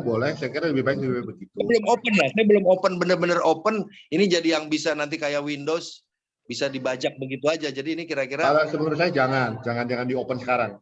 Jangan Pak Vincent. Saya juga melihat jangan sampai nanti ini dipakai orang-orang yang mungkin belum siap gitu. Jadi saya pikir dan ini nanti semuanya berlangsung dengan bertanggung jawab gitu. Betul. Saya setuju. Jadi kalau saya akan bicara dulu, kita buat kecil gitu. Jadi kayak apa namanya, nggak boleh keluar ini informasi. Jadi apa namanya tuh istilahnya ada yang nggak boleh mengeluarkan sama-sama informasi sepihak gitu. Nanti dari teman-teman bagi yang ingin tertarik, saya rencananya gini Pak Saud izin juga mungkin bulan depan saya atau bulan April itu kan ada teman kita nih yang ahli bicara tentang carbon trading. Karena memang sampah itu berkaitan dengan carbon trading. Iya. Jadi carbon trading itu ada income tambahan dari situ. Ya, nah, nanti kita lihat sana. Mungkin kita bisa membuka diri, siapa tahu bisa bekerja sama jadi nanti salah satu source of income juga. Jadi model bisnisnya juga ada dukungan dari carbon. Tapi kasih saya waktu ya Pak Saud, saya akan ngobrol dulu sama teman saya. Dengerin dulu. Dengerin dulu. Jadi saya itu nggak buru-buru gini teman-teman. Saya itu dalam hal ini tahun 2022 ini saya melihat bahwa hal-hal besar yang akan Indonesia alami. Tapi untuk mencapai situ dibutuhkan stepping stone. Karena kalau kita kalau istilahnya anak SD langsung dikasih pelajaran SMA, nggak ngerti gitu. Jadi harus step by step, selangkah demi selangkah. Nah itu yang ingin saya lakukan gitu ya. Tapi tentu saja teman-teman saya juga satu lagi saya ingatkan bahwa dalam bisnis zaman sekarang itu membutuhkan suatu kedewasaan dan membutuhkan suatu ketulusan dalam bekerja sama. Karena kalau enggak kalau saudara punya motivasi tersembunyi, ini kan pekerjaan besar tuh tidak akan bisa terjadi karena sudah dimulai dari rasa curiga. Nah itu yang saya nggak mau terjadi. Jadi makanya dari waktu ke waktu saya sudah diingatkan oleh atasan saya di Full Gospel, Pak Vincent jangan ngomong bisnis terus, mesti ngomongnya sekali-sekali ngomong masalah spiritual gitu. Makanya kenapa tuh ya oke, saya akan ngomong tidak harus berat-berat begini teman-teman. Misalnya minggu depan kita akan bicara yang ringan-ringan mengenai bagaimana seorang pria dan seorang wanita itu bisa ternyata mempunyai cara berkomunikasi yang berbeda. Ya kan? Nah, itu menarik sekali bagi teman-teman yang ingin join minggu depan. Itu ada untuk merayakan hari Valentine. Kita akan belajar. Itu menarik tentang bahasa cinta. Iya, bahasa cinta. Bahasa cinta itu ada 5 bahasa cinta kita pelajarin. Karena ternyata konflik rumah tangga itu terjadi karena pasangan itu mempunyai bahasa cinta yang berbeda. Ya, nanti kita dengerin itu saya akan share linknya dalam waktu dekat kalau flyer sudah jadi. Ini ide daripada, terima kasih ide pada wakil saya nih, teman saya juga, Pak Budi Wasono, dia kasih ide. Dia bilang, isinya yang ringan-ringan aja, jangan berat-berat terus ya. Saya setuju. Keluarga adalah fondasi daripada keutuhan ya. Jadi itu teman-teman yang jadi santai aja, tenang aja, nggak usah buru-buru. Masih ada banyak sekali channel, bisa japri. Kita lihat aja lah. Kalau apa semua buru-buru nggak bakal bisa langgeng kok. Daftar ya Pak Vincent. Kenapa? Daftar. Oh ya boleh. Nanti flyer udah jadi. Saya japri. Saya udah jadi, nanti saya share. Flyer lagi dibikin, Bu. Oke, Pak. Oke, ada pertanyaan lagi mungkin yang tentang sampah ini, silakan. Pak Vincent, terima kasih tadi penjelasannya, pemaparannya. Mungkin dari saya satu lagi terakhir ya pertanyaan. Ya. Untuk masalah itu tadi Pak, yang Pak Saud bikin tadi, briket tadi, untuk masalah dengan perizinan atau dengan KLHK.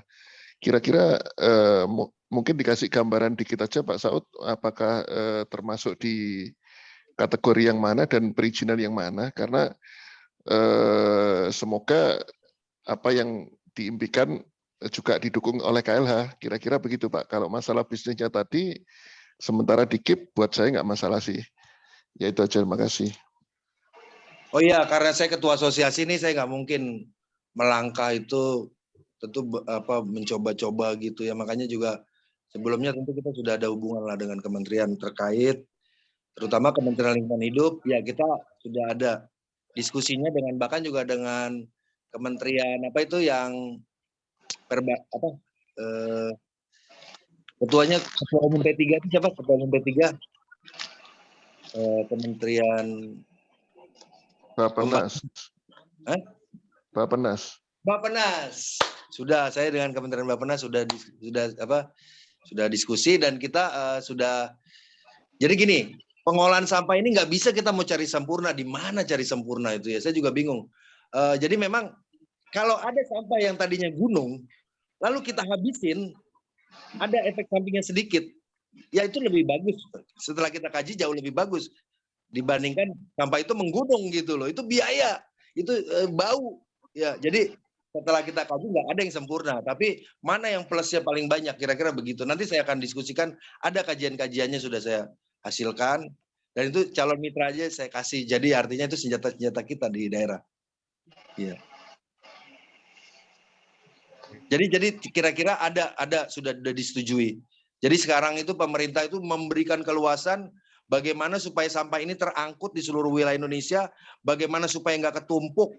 Nah itu sekarang sudah stres pemerintah ini ya, sudah susah. Jadi bagaimana kita berkolaborasi semua pihak menyelesaikan masalah bareng-bareng gitu. Ya, oke. Saya kira kalau nggak ada pertanyaan udah pada capek semua. Kita tutup aja boleh ya Pak Saud ya? Boleh. Ya Mbak Umi, tutup aja. Terima kasih Mbak Umi. Ya, terima kasih. Yang lain-lain di sesi-sesi berikutnya aja. Ya, ya Japri-Japrian. Sudah kita tutup aja. Terima kasih banyak Pak Vincent, tadi sudah ikut membantu saya karena saya juga masih belajar kawan-kawan, jadi mohon maaf. Terima kasih Bu Hani, lupa satu, nomor telepon, nomor WA dicantumkan di chat. Sudah saya cantumkan untuk nomor WA saya, tadi sudah saya cantumkan di kolom chat. Mungkin belum bisa dicatat. Belum Bu. Belum ya Pak? Sudah belum. Pak? Ya ini, belum bisa. Belum terkirim. Belum ya? Masih ditulis, belum dipencet send-nya. Oh, kayaknya sudah, sebentar. Saya ini lagi. Saya ulang lagi. Oh, kalau nggak dicatat aja, saya diktekan. Silakan dicatat, saya catat. 0813. Saya catat juga, bentar ya Bu. Ya. Aduh, mesti cari pulpen dulu nih. Saya pakai handphone aja. 0813. 8768. 8768. 4449. 4449 ya. Bu siapa tadi, Bu Hani ya? Bu Hani Pak. Bisa diulang lagi Bu? 0813 8768 4449. 4449. Oke. Ibu Hani ya.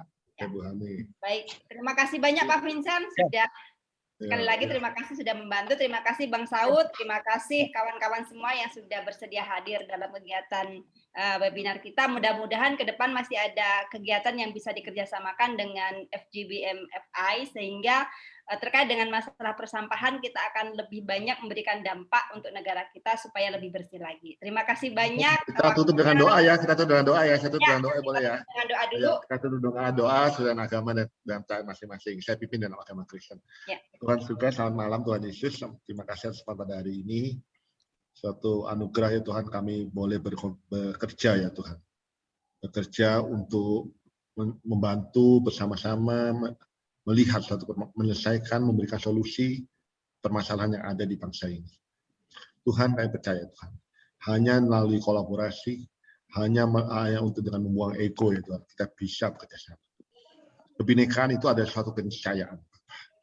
Dan Engkau memang menciptakan kebinekaan untuk supaya kita mau bekerja sama.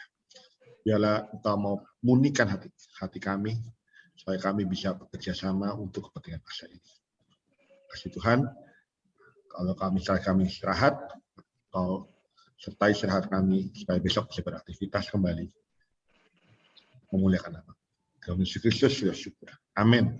Amin. Amin. Amin. Terima kasih ya teman-teman. Terima kasih Pak Vincent. Terima kasih. Sampai ketemu lagi. Bermanfaat. Pak Saud, terima kasih. Sama-sama. Salam sehat semuanya. Salam. Ayo. Ya.